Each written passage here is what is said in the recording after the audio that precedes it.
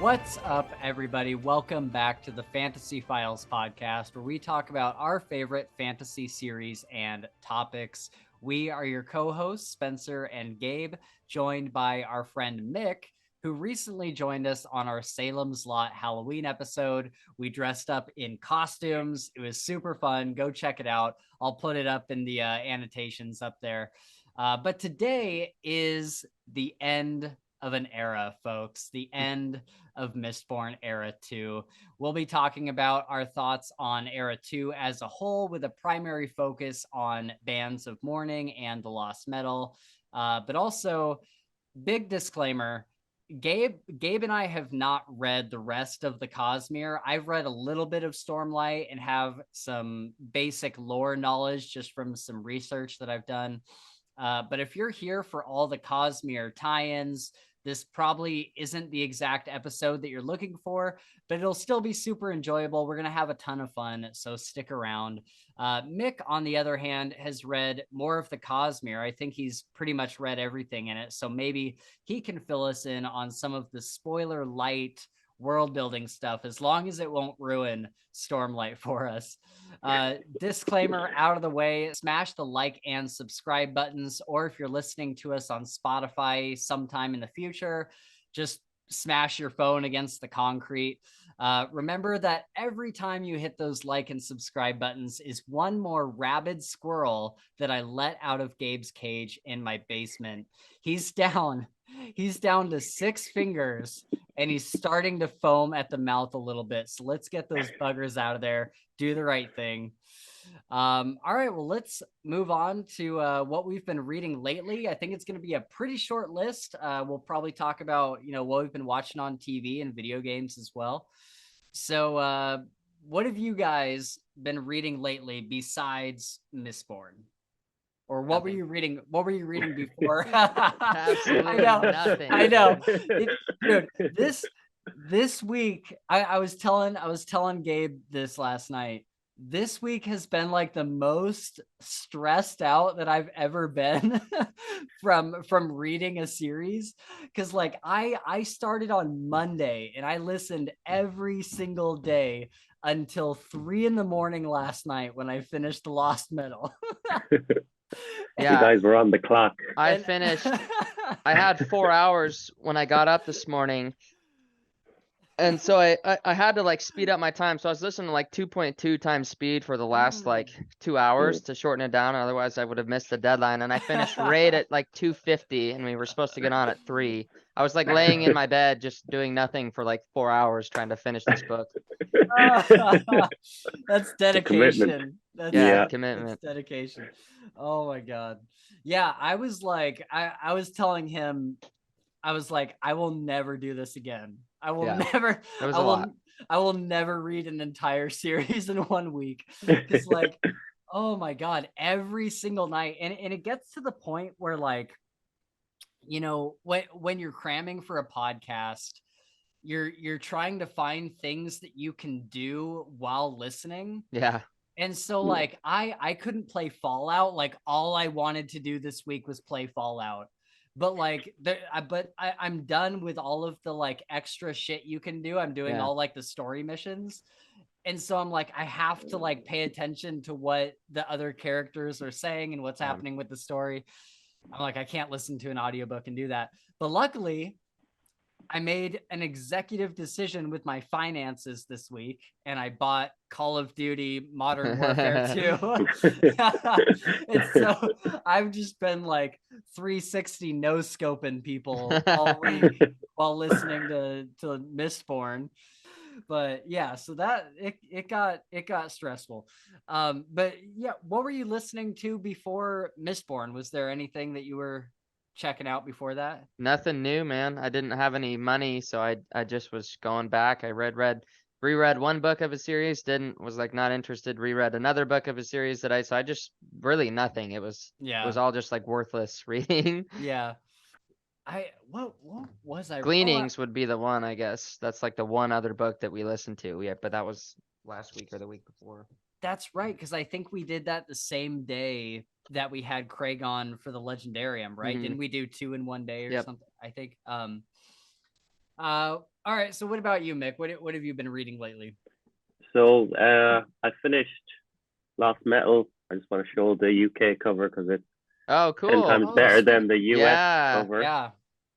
Especially the earlier ones are terrible, I think, for the US covers.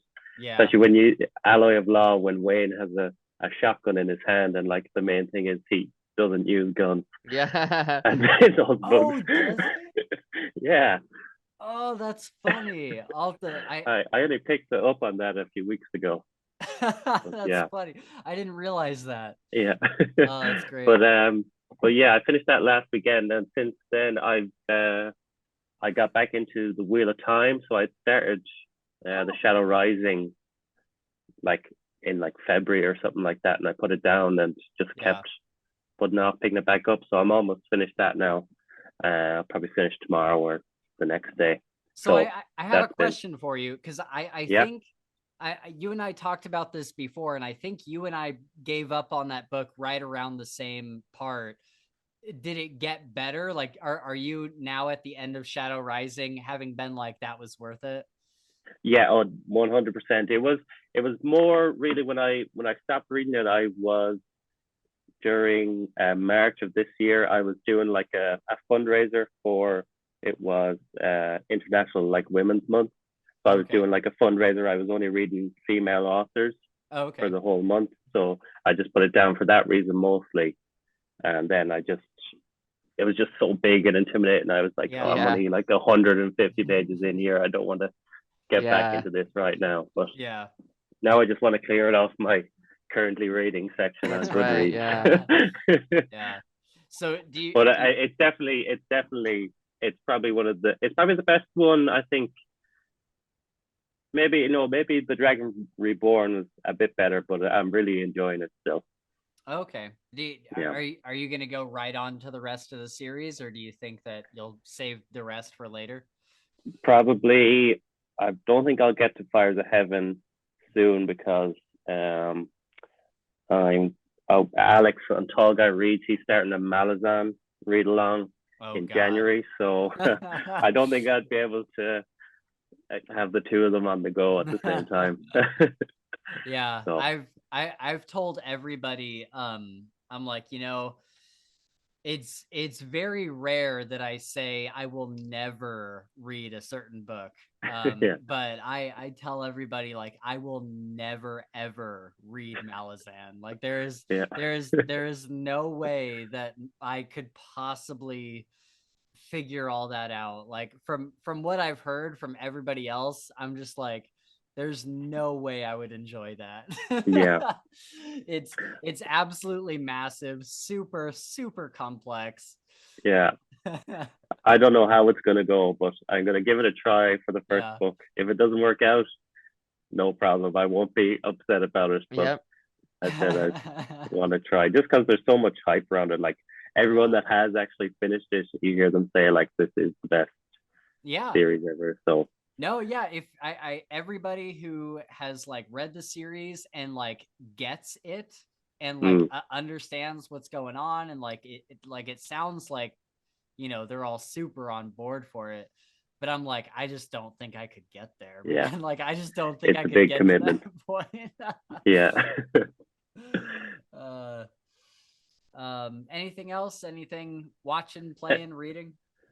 I did actually. I picked up the audiobook for The Hobbit, and controversially enough, people didn't like me on Twitter for saying that I didn't enjoy it. I gave it like 2 stars. So that's great. I was kind of shunned a bit, but it just wasn't for me. It wasn't as good as the main series. It was just a bit too kind of, I don't know. What I mean, wasn't it originally written for children? The Hobbit, I'm pretty sure. Yeah, you can kind of tell that there's not really too much substance. It's just one crazy scenario to the next, and very little in between. Yeah.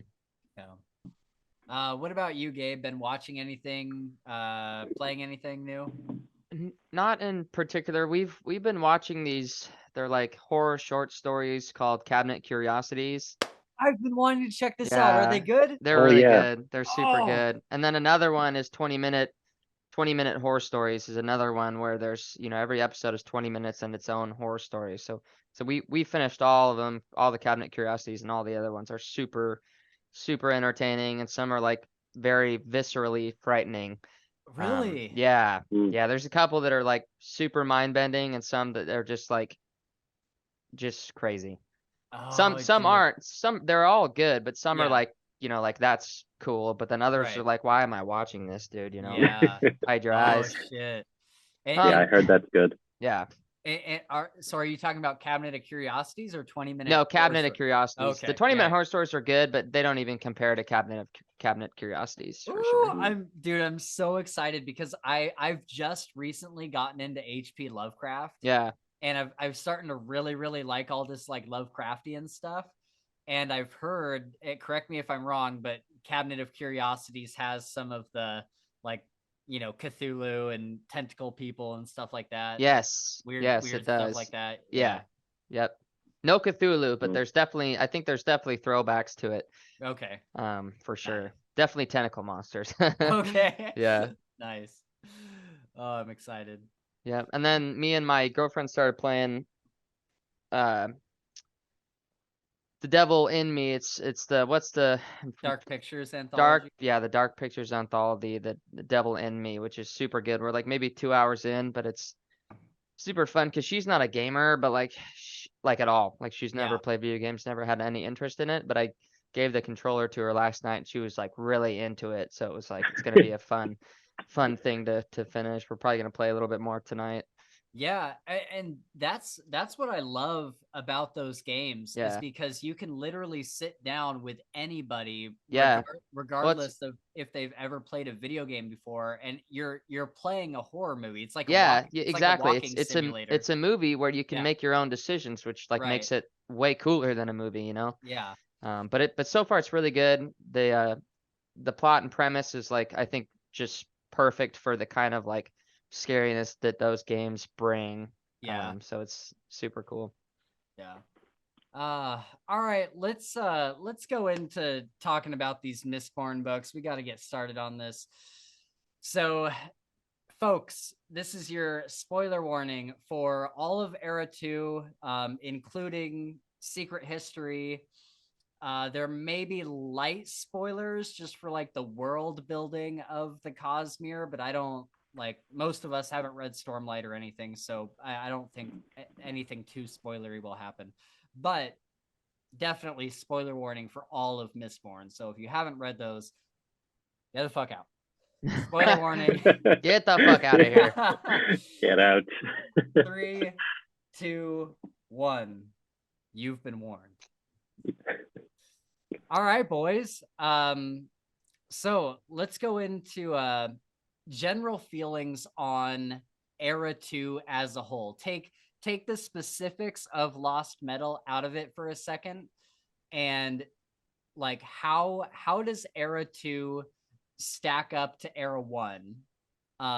Like how does it compare? But also, how would it stand on its own? Like if you had never read Mistborn Era 1, would you still like Mistborn Era 2 just as its own thing? Yeah, I mean, I definitely would. I think that there's a ton of tiebacks to the previous series, but I don't think it's critical that you have read it. Like I think you'd still have as much fun as I did. Of course, it's funner to like know these things, right? But I think it by itself it would be an awesome trilogy or four book series or whatever it was. Yeah. And comparing the two, it's kind of a tough question. Right. Of course, Era 1 is like the GOAT.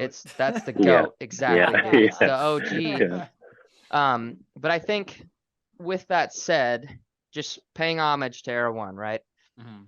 I think that they both do like everything that Era 1 did well, the action, the tribulations, this, character development, the stacking up of power and all this stuff, Era 2 did incredibly. So it's like, it's just certain, like, I think that's really it. I think it's just the fact that Era 1 is the OG. It's like what everything in my mind is like Era 1. Right. And so it's really hard to like say one's better, but I don't think that they are. I think they're both amazing. Yeah. I think you said it best in a text to me the other day where you were saying, Mistborn Era 1 had this gravitas, like this, just like you felt the oppression from every side. Like you felt like this world was going to collapse at any moment, and like everything was on the line. And then the reveals that you get near the end of were massive. They were much bigger than the reveals of Era 2, for sure. I think, like you said, the gravitas, the weight of those was much heavier than these. Not to say that not big stuff isn't happening in Era 2, but yeah. Sure. Yeah. I'll share my thoughts in a minute, but Mick, what's your answer? Yeah, well, I do think Era 1 is probably the one I prefer. I think it's the better series, but it's not by much. And it's strange to have kind of like a continue on of a series be so different, like Era 1 and Era 2. But I still think Era 2 is a fantastic series. Like it's different. It's a lot more kind of fast paced and action packed, and it's for the Lost Metal specifically, kind of with the other two as well. They're kind of more like nearly like fantasy thrillers, kind of, than actual epic fantasy. So, but yeah, it just everything about the Mistborn world is fantastic to me. So I would say that it's weird, right? Because Mistborn, I feel like Mistborn Era 1 is the trilogy, but if I had a weekend free, there's no way that I'm sitting down and committing to reading the whole first trilogy. But Era 2, what I've done a few times over the past year is I'll just pick up, Shadows of Self, or I'll just pick up Alloy of Law. It's very easy to kind of jump into these very, pulpy, punchy, kind of quick fantasy books. And I feel like, that's something that Era 2 did so well, is having these, not necessarily bite-sized, because they're not like novellas, but they're certainly like the size of like a Dresden Files book or something. And that's kind of what they remind me of. Like, I feel like, once you've read all of the Dresden Files, you can kind of go through and pick up any of the books and just kind of read it. I feel like these are very much the same way. And so, it doesn't have that same gravitas as the first trilogy, and it doesn't have the same like big, like expansive reveals, aside from some things that happened in Lost Metal. But I really did enjoy Era 2, and I thought it was really not courageous. What's the word? It was a bold move for Sanderson to like swap it up. I think courageous works for it. And there's a little, I can't remember, I don't know if it's in the beginning of the Lost Metal, but there's a thing where Sanderson is talking about, like all giving credit to people and kind of what this is. And so it's crazy to think that he has a huge team of people that are just meant there to make sure that like he doesn't conflict anything, and that this kind of second world that he says was just an experiment. Like, I'm just trying this out. I don't know how this is going to go. Like, here's like, it was like 80 people to like keep me, on track with this. So I'm like, it's gotta be super tough to try and like, continue this series that it could have ended perfectly right there. You know what I mean? Like, double it. So it was kind of cool to hear all that stuff and see where, just understand that like he's a human being, right? Like, it was hard for him. Yeah, for sure. And that's, you bring up another interesting point there, is that Era 2 was supposed to just be one book. It was just supposed to be the Alloy of Law. And then he was like, I kind of want to get us to this other point where we're doing like space travel and stuff. How am I going to get us there? And he decided to make it into a whole trilogy. And I that might be part of why the first couple books are so kind of standalone-ish, because like, he didn't intend for them to initially be part of this bigger thing. But I think that's why we see such a big difference in not theme, but like, just the feel of the books. Is that these were supposed to be essentially like a short story, an aside, right? Before he gets to the big one. So I'll be interested to see what happens in the next Mistborn trilogy, when they get to space and everything, like how much gravitas that has and like Yeah. what that feels like. Yeah. And if he's able to recreate that feeling that he had in the first Mistborn trilogy, Yeah. it'll be kind of interesting to see if he, maybe, captured lightning in a bottle with that first one and wasn't quite able to replicate it for the next ones, or if the next one really is like the big, kind of Avengers Endgame Yeah. moment, I think his writing process as well for Era 2 was pretty interesting. Like you said, he wrote Alloy of Law initially as a standalone, and then enjoyed it, so wanted to write more. And then he got halfway through Shadows of Self and didn't know what to do, so he wrote Bands of Mourning, and then went back and finished Shadows of Self. So it's like, oh, interesting. So he kind of, I guess he had an idea of where he wanted to get to, but just didn't know how to get there. Yeah. Yeah. It's kind of, you can see each of the stories are slightly self-contained, but like you said, you could pick one up again and read it through and just enjoy it on its own. Yeah. Okay. So with all that being said, how do we feel about the Lost Metal as it fits into this trilogy and the overall kind of Mistborn arc? What were our general opinions on it? I loved it anyway. I thought it was a great conclusion to the story, the kind of mystery behind the set and everything that was going on Scadriel at the minute. I was a bit disappointed with one part of the ending. We might get to that later, but I think overall it was a great story, and I personally loved all the Cosmere implications. I know they were kind of, some might go over your head here and there, especially if you haven't caught up to date with Stormlight and some of the other stories. But I think it was a great conclusion, really, to the series. Nice.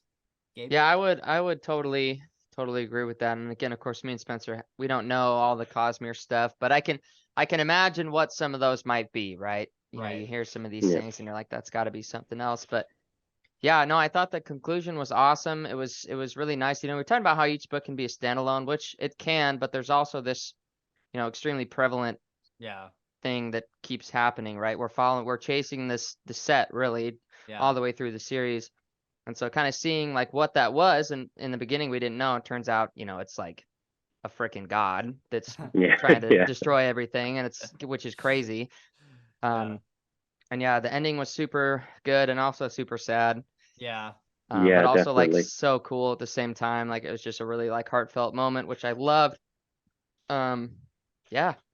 So I have a question for you, Gabe, because I have certain feelings on this myself. Okay. And since we're both kind of in the boat where we haven't read the other stories, when that other Cosmere stuff came in, like was it still enjoyable even though we didn't know what was going on, or was it kind of like, let's get through this? No, it totally was. And the reason why is because I think that all of it tied into the story that we were reading, even without knowing that stuff. Like I could tell that there's probably, this is from somewhere else, but it was still directly tied in with what I was reading. So I still enjoyed it, even not knowing what the Cosmere stuff was. But it makes me want to like read the Stormlight archives and read more to figure out what that was and why stuff is happening and the different, factions and different whatever that are involved. There was definitely a point. So for me, I loved this book. I really did. There were a few times, especially with that Cosmere stuff, where I was kind of on the side of like, okay, let's get through it. And for a minute, I was worried that the rest of the book was going to be all that Cosmere stuff. Yeah. And I got worried for a little bit because I was like, oh, well, from this point on, I have no idea what's happening. Yeah. And so I was worried that the end of this book was going to be completely like kind of null and void for me because I didn't know what was happening. But luckily, you know, there's a certain point where Marasi gets into that bunker in underneath the city. And then everything kind of goes back to normal for the most part, right? Yeah. Like we get back to Wax and Wayne, we get back to, you know, all these other things that are happening. And so from that point on, I was like, oh, okay, this is awesome again. And I did like the Cosmere connection stuff, just as someone who, you know, I say all the time on this podcast, like I'm a fan of fandoms. Like I love fandoms. I love like franchises. I love that kind of thing. Except for Marvel. Except for Marvel, yeah. You bastard, dude. I love Marvel. I know. God. And yeah, and so, you know, I'm like, man, the fans are really getting their money's worth in this book. And I was really happy for the fans, but I was really sad for me who just wanted a Mistborn book. You selfish asshole. I know. Yeah. I know. But I'll tell you what, and Gabe, you hit on this as well. This before reading this book, before going through Mistborn this last time, I was kind of like, yeah, I'll get to Stormlight eventually. I'll get to Elantris eventually. I'll get to, you know, Warbreaker eventually. But after finishing the Lost Metal, I'm like, okay, first of the year, I am starting Stormlight, and or I'm starting Elantris, because I from what I've seen, people have said to do Elantris, Warbreaker, and then Stormlight. Does that sound right, Mick? Yeah, and maybe Emperor's Soul as well, the Elantris kind of novella. Oh, okay. Yeah, that's only a short one though. That's probably a good place to start too. And Elantris is probably the worst one, and because it was his first book, there's not too much Cosmere tie-in with anything else. So okay, it's a good place to start too. Yeah. So can we skip Elantris? Skip you probably could. The Elantris, I think, was the last one I read before Mistborn Era 2. I would say you'd need to read Warbreaker and before starting Stormlight, and maybe Emperor's Soul as well, just to kind of have a bit of knowledge of the kind of Elantris world. But Elantris wouldn't really be too essential. Gotcha. Okay, nice. Yeah, I definitely like. I'm like. It's so weird, like how quickly I flip flopped on this. Like as soon as I finished the Lost Metal, I was like, I am doing the Cosmere. Like I am committing to it. So I think that's going to be a ton of fun next year, for the two of us who have never done it before, and kind of going through this series that is like beloved by so many people. Love Stormlight. And so I'm so excited to finally check it out. And I read a little bit of The Way of Kings, and I really liked what I had read so far, but I was reading it physically, and eventually I was just like, I just can't, like there's I have like 1,000 pages in front of me. There's no way I can do that. It's so much different when you have an audiobook and you just can't, you can't even really like see the time or anything. Like it's just kind of going. Well, it's because you can do other things, dude. Yeah. Like I wouldn't, if I didn't work the job that I work, I wouldn't even have gone on this podcast. Right. You know, there'd be no reason for me to, because I didn't read before, dude. Like I never read. I mean, I read when I was little, but like I would never sit down and read a book, like a paperback book. Never. I don't even think I'd do that now. Shame on me for saying that, but it's true. People are gonna get mad, dude. All right. Well, I think the only other question that I had here is, are we excited for Mistborn going forward? I would assume that we're all very excited for Mistborn in space. Like that's gonna be fucking awesome, dude. Crazy. Yeah. Oh, dude. How are they even gonna do that? How are they gonna push on metals in space? I don't know, dude, but he's gonna find a way, bro, and it's gonna be perfect. It's gonna be perfect. You like every Spencer's like having a fucking aneurysm right now, dude. Yeah. There's probably every some space metal out there. Yeah, That... something Yeah. crazy. e- Or every they'll have crazy single suits, you know, gravity suits or some shit. yeah, every single rocket ship would have to be made out of aluminum because otherwise you'd be fucked, right? Like I don't know. Who knows, dude? I'm super excited to see what happens. Yeah. Before we move on, I see this last question here that I totally agree with. What the fuck were up with all the interludes, like the little news clippings? Did you guys Yes. understand any of that? Mick, tell us what the hell is Alamancer Jack? So I mean, See, I know what it is, but like, was Yeah. there a point to those? Right. I don't think so. I think with the physical copy, it was like I think there's a map on the front, and then on the back is like the newspaper Okay. cover. So Oh. I didn't read them, to be honest with Okay. you. I Yeah. just Okay. skipped over them. But Yeah. Alamancer Jack is just the character like that.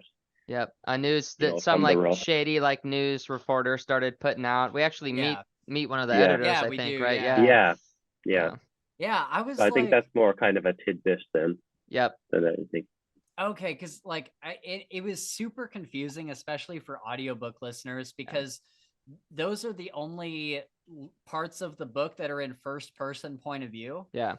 And so we'd be reading from Wax's third person point of view, and then like, you know, I'd be playing a game or something and not paying attention for a second, and then all of a sudden it's in first person point of view, and I'm like, the fuck is who's in first person right Yeah, now? What is dude, there were going some on? times where Yeah. I like would, you know, would be cleaning or whatever, and I would have to like be like, I missed a chapter. Like I Yeah. totally spaced out and missed something important. Yeah. So I would go back and I'm like, go back 30 seconds. So I'm like, why? I just fucking listen to this. Like, why? Right. And then I was I like, oh, forgot I that see. they would It's, be narrated on yeah, the they're all, audiobooks. it's Yeah. weird because it Yeah. doesn't say anything. Well, I think they Yeah. like say Yeah. a little tidbit, but I didn't catch a lot of them. It was just all of a sudden now we're in this, Right. this thing Yeah. going now. I was Yeah. like, this is weird. Yeah. And then I got used to it, and I would like, that's when I would blank out. Those come on, and just Yeah. all right, whatever. Yeah. Dude. Yeah. I can't remember a single thing that happened in the interludes. Yeah. Yeah, those were kind of Yeah, you didn't bullshit. miss anything. Okay. All right, so let's go on to talk about the world and how it's kind of changed in this era too. So Scadriel has developed in technology, and we see, I think it's in it's either in Shadows of Self or Bands of Morning, where Harmony tells Wax that he's even been holding them back. Like they should have the Yeah. radio by now. Or he says They- something. He's like, "You're lucky you don't have the radio yet," or something along those lines. Because he's like, "I know it'll blow your fucking mind." Yeah. Oh yeah, he said that about the when they saw like the Projector. projector. Okay, yeah, They're about like, the Yeah. moving pictures. They're Yeah. like, just Yeah. wait until just wait until they see pictures move. It'll blow Yeah. their mind. Yeah. Yeah. But yeah, he tells Wax, he's like, you guys are like way behind technology wise. He's like, you're supposed to know way more about like irrigation and agriculture and stuff. He's like, but I do all that for you. Yep. He's like, you guys are supposed to have the radio, but you haven't had a need for it yet. And so it's interesting to see this from like a God's eye point of view, where like he knows where they're supposed to be technology wise. Yeah. And just kind of like watching them get from decade to decade to century to century. I thought that was kind of cool. I liked that that bird's eye view. Yeah. Yeah, I love how they've developed like missiles and stuff, but they're still Yeah. struggling with the radio and stuff like that. Yeah, which is wild. And So I it's all don't know how motivation, many. though. Yeah, I suppose. I don't know how many times they actually mention like throughout the book, like every character seems to just comment. I can't remember how many like cars just shot up out of nowhere. Like they just Yeah. always comment on the amount of cars that are on Yeah, the the Oh, petrol. yeah. Yeah, when they finally introduced Yeah. like petrol, they're like, Yeah. or Wayne's talking about, it's like now they got the petrol cars that run on gasoline Yeah. or something. I'm like, Yeah. whoa. Yeah. Yeah. It's crazy seeing everything kind of develop at, you know, a different pace than, you know, obviously we've seen Yeah. in our own world. And Yeah. like you said, they have missiles, but they don't have radio. And Yeah. you know, there was a couple other examples that I forget now, but there was a couple times where I was like, oh, that's a weird thing to have in this time. Like the airship was like, oh shit. And Yeah. now that was fueled by like allomancy. Yeah. But still it's like, oh shit. It's like a kind of steampunky in a way. Yep. Yeah.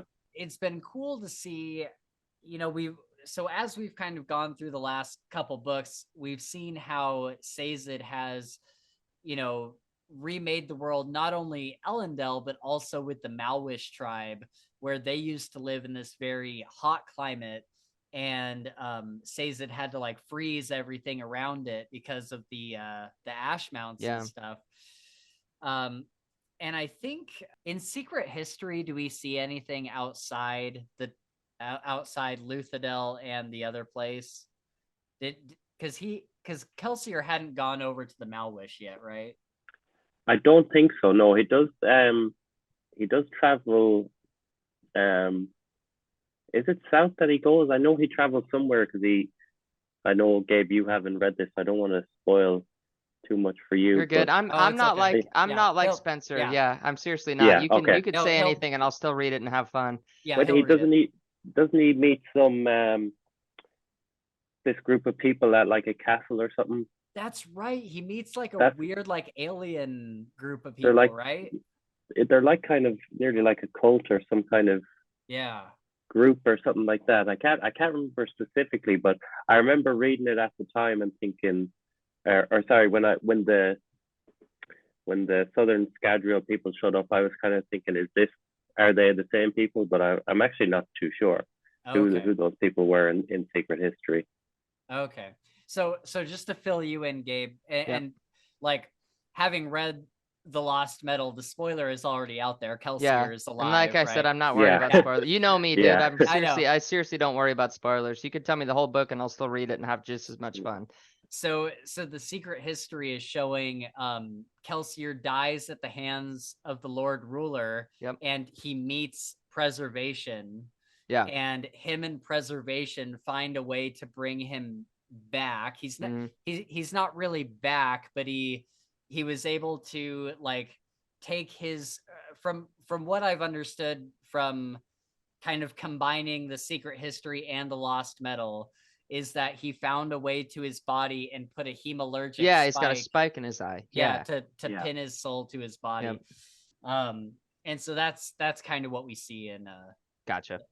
But we also get to see Kelsier is doing a ton of stuff behind the scenes in the Mistborn books after he dies. Cool. So like I'm super excited for you to read that's what I'll read next for sure. That should be a given. Because dude, there's some cool moments where like I remember you texted me, dude. He texted me at like 1:40 in the morning and he's like, oh my god, I love Kelsier so much. It's like this huge message. I woke up at like 9 and I was like, that makes sense. I think that the best part in the whole thing is when he meets Preservation for the first time and he punches him in the face. I could totally see him doing that. That's awesome. He refuses to call him Preservation. He calls him Fuzz. That's so the whole time he's just calling. He's basically like towing this god around. Like all over the spirit world. He's just like towing this god behind him. That's and like cool. Calling him, come on, Fuzz, we're gonna break me out of here. And he's like, what do you mean? You're dead. Like you're dead. That's awesome. All right. Any other world building stuff that you guys noticed in Era 2 that you liked? Not particularly. I would like to have seen more of Southern Scadriel, though. I think. I know, right? Like, so is Southern Scadriel, that's not Elendel. Is that the other? The guy with the mask. Okay, the tribe out there. Okay, cool. Yeah, I would probably agree with that. That would have been nice to even just learn a little bit more about it. Yeah. Yeah. Yeah, because I think I didn't really realize. I feel like I read fantasy books a lot of the time and don't really think about the map. Yeah. I feel like I know a lot of people get really into the maps and like where characters are going and stuff, and I just never really think about it. And so I never really thought about there being anything outside Luthadel or, you know, Ellendale or like the nearby areas. And then to find out about the Malwish, it's like, oh, who the fuck are these guys? You know? Like, they kind of came out of nowhere.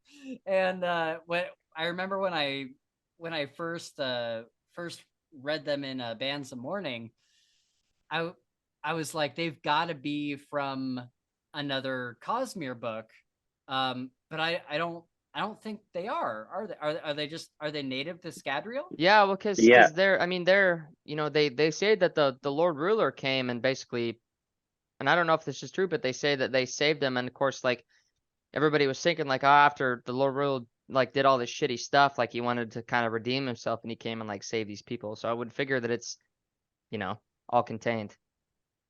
Why are you smiling like that, dude? Okay, so what was the, think about this for a second. Okay. What was the actual name they used for the person that came and gave them the Bands of Mourning? I can't remember. The Sovereign, is that right, Mick? The Survivor, was it? No. Well, if it was the Survivor, then it was. Oh, was it? Well, I don't think they say Survivor initially, but I think they say something like Sovereign, and then they see the statue with the spike through his eye in the caves, and they're like, that's the Sovereign. And and then we see Kelsier in the Lost Metal, and he's got the one spike through his eye. They did say the Lord Ruler at some point, though, did they not? Am I just totally mistaken? So Wax thought they were talking about the Lord Ruler. Oh, okay. Yeah, and gotcha. He assumed that it was the Lord Ruler, but it was actually Kelsier. Dude, I fucking loved the way that all of that felt or clicked together. Yeah. When I finally like realized it, I was like, oh shit! Like, I didn't then. I didn't realize it. Oh, it's the best. It's the best. That was probably a big benefit of having listened to them straight after one another. Yeah, for sure. Yeah. You could catch those tie-ins quite easily. All right, so let's talk about the new magic in Era 2. We have Bend Alloy that slows down time, and then we have Maricy's, is it Chromium? Chromium, yeah. Chromium. Dude, so when I first started Era 2, I like when Maricy's power finally gets revealed on not just what it is, but how it's useful. Dude, that was the coolest reveal, because as a reader, you're looking at it and you're like, oh yeah, that's worthless. Like, how would anybody use that? And then they prove you wrong. And then they prove me wrong. Yeah. And like when the situation actually comes up where she can make good use of her power, like, not only like is it useful, like it's super fucking useful. Yeah. And I love that Wayne was like always supportive. He's like, no, like that's a badass power. Like, don't let anybody tell you different. Like, this shit's awesome. And then finally she uses it and catches that fucker 100 lives, whatever his name was. Yeah, that was really great. I really liked that. And then we get, so Bend Alloy slows down time. Maricy's basically speeds up time, right? Yeah. So quick question. Did they ever give another name for Bend Alloy? Like, was there an actual like metal name for it? That's what I was trying to think about earlier. I don't know if I ever heard that, so I don't know. I mean, even Harmony calls it Bend Alloy. Okay, that's probably what it is then. Yeah. So I thought that was kind of weird too. It's like the only one without a detrimantium or whatever, you know. Yeah. Yeah. So was it chromium or cadmium for Marissa's powers? She was cadmium, and then chromium was the one that Wax's double had that got rid of your powers. Okay, gotcha. Yeah. So shoot, have we? So sounds like we have. Okay. I was assuming there was still metals that we haven't seen that he would introduce in Era 3. Well, sure enough, we'll find out that there's 25 metals. Yeah. Like, that's what's gonna happen. I really hope so, because I would hate to get to like Era 3 and it or there'll be some like crazy way they found out to like compound two opposite metals to create this crazy effect. Yeah. Or something, you know. There'll definitely be new stuff. Yeah, for sure. Speaking of which, I loved Wax in his little laboratory. Like, Yeah, that just, was just cool. like Yeah. just like messing with like the harmonium and stuff, trying Yeah. to make metals. I thought that was really, really cool. And it worked. I didn't think it worked, but it did. Yeah. Like he made the ATM dust, which is gonna like make Marsh survive, which is pretty cool. Yeah. It was interesting. It was interesting to see like that, because I don't think I never made this connection, but that Marsh has to live, like he lives because he's been taking ATM. And I was like, well, how does that? So yeah, Go ahead. I didn't understand that, because I thought ATM was the one that let you See the future. That's what I'm saying. future. Yeah, that's exactly what I thought. So I was confused why that would be the thing that's keeping them and Kelsier also alive. Yeah. Do you know, Mick? How is it keeping? I actually don't know. Oh, actually, I'm seeing it here. So it's allomancy power is that you can see the future, but it's Ferrucio's power is that it stores youth. Oh, So that's okay. how the Lord Ruler stayed young as well. Oh, interesting. Okay. So that's not something we saw in Era 1. Yeah, that does make sense. Well, we saw it with the Lord Ruler, but we I know, but they never said that it was ATM was the thing that was doing it. Like, yeah. I can't remember. Yeah, that's cool. Dude, when Marsh gets revealed at was it at the end of Alloy of Law, or was it Shadows of Self? I think it was at the end of Alloy of Law, because he basically like confronts Marissa and says, you know, Wax has to see this to bring him this. Yeah. Or whatever. Yeah, that was one of those and Tensoon. When yeah, we see Tensoon, that was cool, man. That was really cool. Yeah, I'm just glad that the Condor were still kicking, for real. Yeah, it was fantastic. Okay, so then we see the Malwish. I called them tablets, but I'm sure there's something else, like just the Malwish, like they're discs that give you various. Yeah, they're like medallions. They're like little ferrochemical medallions. Yeah. And they give you a whole bunch of abilities. Like they were kind of all across the board. There was one that made you warm. There was one that helped you to understand other languages. And so I don't know if they're specifically tied to the ferrochemical and allomantic traits, right? Or do they go kind of beyond that? From what my understanding was that it was all ferrochemical, but they found ways to like basically make anything ferrochemical, not anything, but different like aspects of life, cold and warmth, heavy and, you know, light, whatever, stuff like that. I don't know if I'm super on point, but that's what I remember. That sounds right. I think it's a while since I read Band when they were kind of brought in, but yeah. And then we get this allomantic flying ship. Yeah. I love this thing. Yeah, that was wild. So everybody wears an armband, giving them the ferrochemical ability to decrease their weight.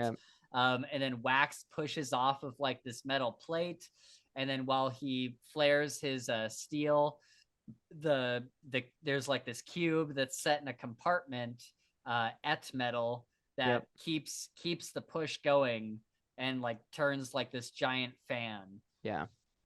And dude, when I first read that, I was like, what is going on? This is so crazy. Yeah, it was cool. Yeah. That was great. Yeah, that was such a big kind of jump, and like it felt kind of, when I first read it, it felt like, wait, did this really just kind of like it popped really out of nowhere. Yeah. But the crazy thing is that it sounds like that the Malwish have like had those for hundreds of years. Yeah. Like they've had them for a long time, so it's super trippy to think about like all this kind of lost technology that's being found by the new age people, Wax and stuff. Yeah, it's super awesome. Yeah, that was one of those points in the series where I'm like, okay, all right, they're doing stuff. Like, you know, like they're like, you know, coming out of Mistborn Era 1 where they're really doing stuff. But then, you know, you get these little secrets like the Malwish and the Allomancy ship and all that. It's like, all right, cool. They got something going on here. Yeah. All right, let's talk about our characters, guys, because that is probably the best part of this series is the characters. I feel like, you know, Mistborn Era 1 was very character focused, but it was also very like plot focused with all this other kind of big world building stuff going on. I feel like Era 2 kind of scales it back a little bit and really focuses on on the characters. Let's talk about Wax. What did you guys think of Wax from the beginning to the end? I really enjoyed his character. You know, like coming from Era 1, obviously Kelsier like was our Wax Yeah. for the most part, right? Kind of the guy that really gets shit done. And of course, like he grows a ton throughout the series as well. Like he's always been kind of this badass lawman. What do they call him? They call him Cancer, something like that. Constabulary, I think is. Constabulary, yeah. Yeah, Oh, okay. yeah. Cancer. I was like, Well, what? no, but that's a slang. There's a slang term that like the people out in the boonies call him. It's like it. I We think don't want no. I think it's a lawman out in the roughs. Yeah. There's another word for it. I know there is. I know there is. I just don't know what it is. Anyways, so watching him grow was super awesome, and kind of like finding out that he's like the anchor, of Harmony. Like he is the one that Harmony has chosen. Of course, he denies that. He's like, I don't want anything to do with this asshole. Right. Because he killed, made him kill his own freaking wife. Lessie. Dude, that was a trip. Yeah. That whole Yeah. entire Dude, thing that was like whole plot. really trippy. I was like I wasn't upset, but I was like, how fucked up is that, dude? Yeah. To like Yeah. have to do that. So that was Yeah. sad. But Yeah. that aside, yeah, I think as like a main character, like the action kind of badass gunslinging dude. I Yeah. think they did a really good job. And of course, I know we'll talk about Wayne, but like having Wayne as like his opposite number was Yeah. just absolutely perfect, dude. Like Yeah. they were like yin and yang, two opposite ends of a coin, and it works so well for both their characters. Yeah. And speaking of that, what did you guys think of the humor in these books overall? Because I feel like, 50% of the reviews I read are like, I liked the books, but I hated the humor. And then the other 50% were like, Wax and Wayne are so funny. And and I'm curious where you guys fall on that. Yeah, so I really enjoyed the humor. There was only a couple moments where I like really like laughed out loud. Sure. And so like I said, yin and yang. So Wayne is like this just off-brand crazy person, fucking hilarious. He's got these ideals that are just so like backwards, but they work so well for him. Like the whole Yeah. trading thing I thought was hilarious. Yeah. Like no matter what he does, if he takes something, he's gonna give something in return. And then having Wax be like, Wayne, did you? I sure did. He's like, why would you do that? You know me, like it was just this always Yeah. this back and forth of like Wax Yeah. is like the moral, like upstanding person, and Wayne is like not, but seeing them like go back and forth because we know that they love each other. Like Yeah. they keep that as obvious it can be. And so it's just cool to see that kind of friendship where it's like, you're a dumbass sometimes, but I love you so much type thing. Yeah. And I don't know, it was just really cool. Yeah. And Wayne's reasoning for the things he takes Yeah. sometimes Yeah. is so Yeah. is so funny. Like, what did he take? And there, even in the last book, really quick, there was Yeah. so he burned down a school, and Oh. and Wax is like Yeah. you burned down a school, and he's like, well, yeah, I did. The school sucks. And Wax is like, yeah, you're right. That school did suck. But he's Yeah. like, I don't know. It's just so funny. But Just so happens there was like a cult in that Something, school yeah. or something Yeah. going on. He's like, Yeah. well, I guess all schools are like that. Yeah. Yeah, there was something that he took that was like a gold watch or something, but it didn't work. And he like replaced it with like a doily or something. Yeah. And they're like, Wayne, that's a gold watch. He's like, oh, but it doesn't work. It's not worth anything. They're like, but it's gold. Yeah, it's just kind of shiny. It's like, Yeah. like he has no like conception of what things are worth. And I love that so much. I think that Wax for me, I mean, I loved him right from the beginning, but he really grew on me as time went on, especially he's not I don't know if he's exactly immature at the beginning of the series, but he like kind of is. Like he wants like this, punk rock lifestyle out in the roughs, right? And he's kind of learning to take responsibility and to be an adult and like what that means. And like initially he's, given kind of this ultimatum, like you have to marry someone, like it's good politically for your house. And he's like, I don't want to, like, I shouldn't have to do that. What the hell? And then he realizes like, no, like as messed up as it is, like I do have a responsibility to my house, and like I But do yeah, and he even have says there's thousands of people that he employs through his house. right. Thousands and thousands Yeah. of people that are Yeah. employed. Yeah. And he's like, even if I don't, love her, like this will be advantageous politically. And Yeah. obviously we know where that ends up. And I think Yeah. that's, even more of his growth, where he gets to know Marcy, and she kind of tags along, and he becomes like a little bit of a softer person Yeah. with her around, and learns how to handle Marcy and make her the best kind of person that she can be. And then at the end of Shadows of Self, he starts getting closer with Steris, and oh my god, I want to talk about Steris in a minute, but we see him grow over the next couple books, even in the Lost Metal.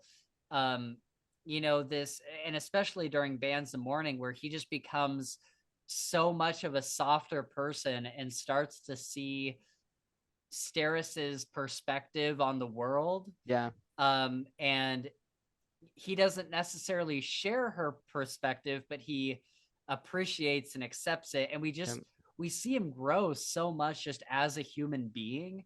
And I thought that was just really cool for his character. Yeah, I totally agree. Yeah, a lot of the character growth and all characters in this book was really just outstanding. Yeah.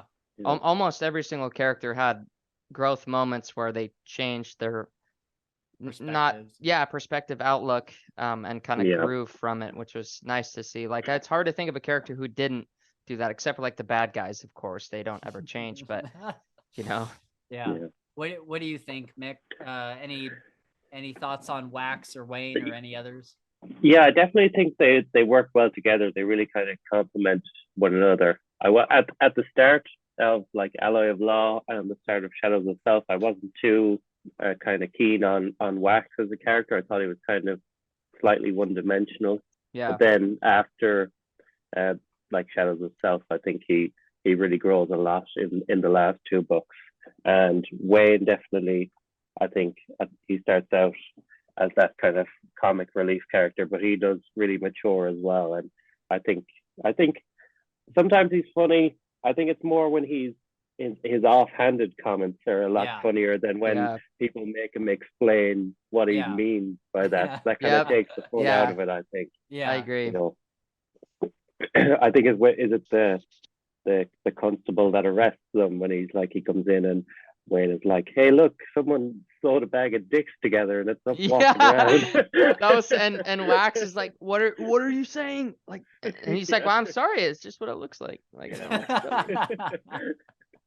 or no, that actually made me laugh out loud. That was the mayor of the other town. Yeah. And that was so funny, dude. He's got no filter, which I think is really his thing for the whole entire series, is that there's absolutely no filtration that goes on in his mind at all. Like, he says exactly what he sees in the moment, no thought process happens at all. Exactly. Yeah.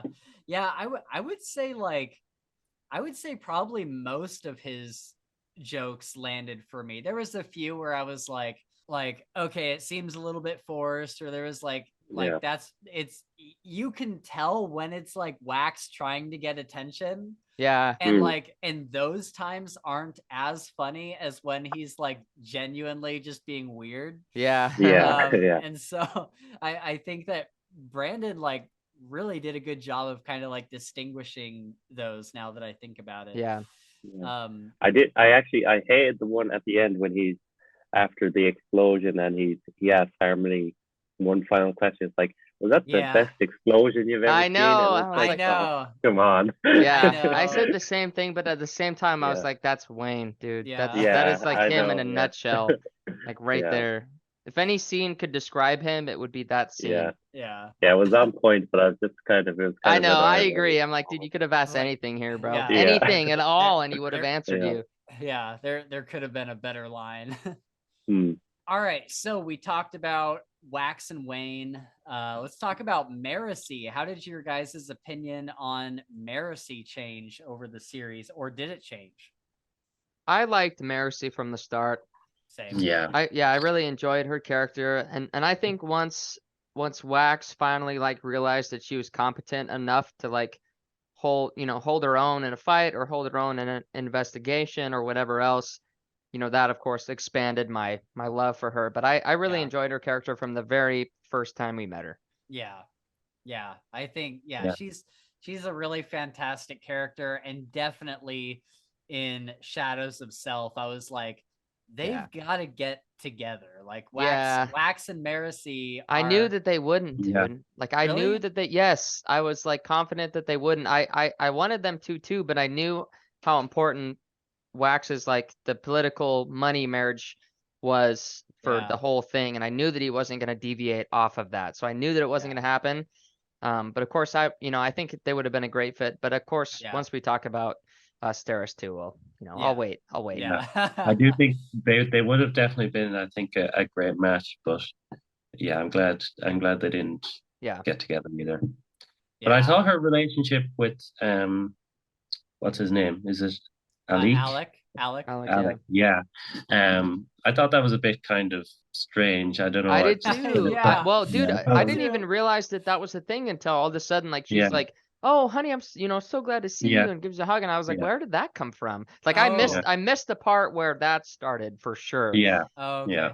Yeah, it was like this little throwaway line at the end of Bands of Mourning where like Alec like compliments her a few times in a row, and then he gives her his mask.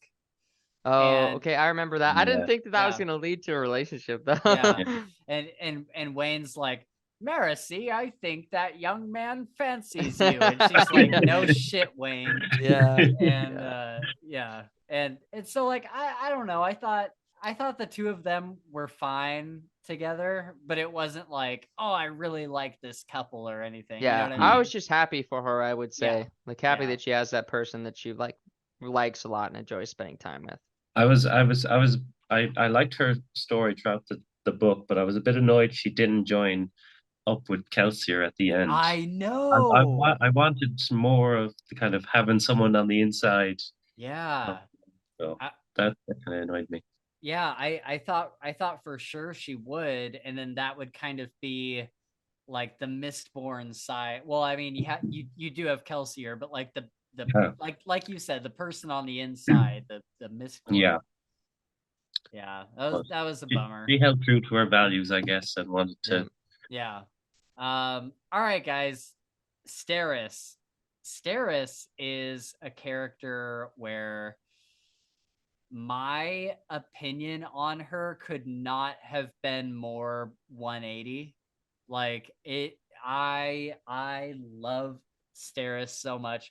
And I talk about all the time Vi from Night Angel, how she's like my one, like either my number one or number two favorite character of all time.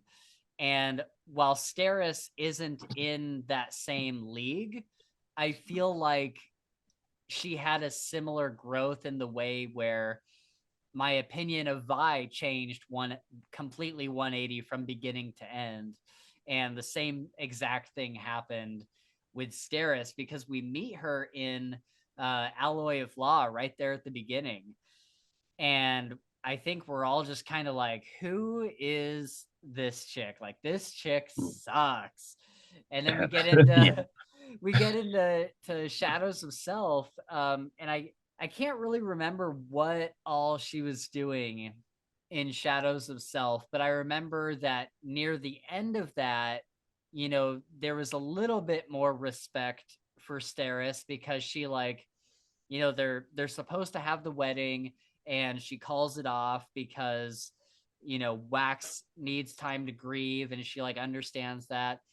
And then that final scene that we get with the two of them is Wax sitting in front of the fireplace and her just going over there and grabbing his hand. And then we get into Bands of Mourning and she kind of tags along for the whole journey.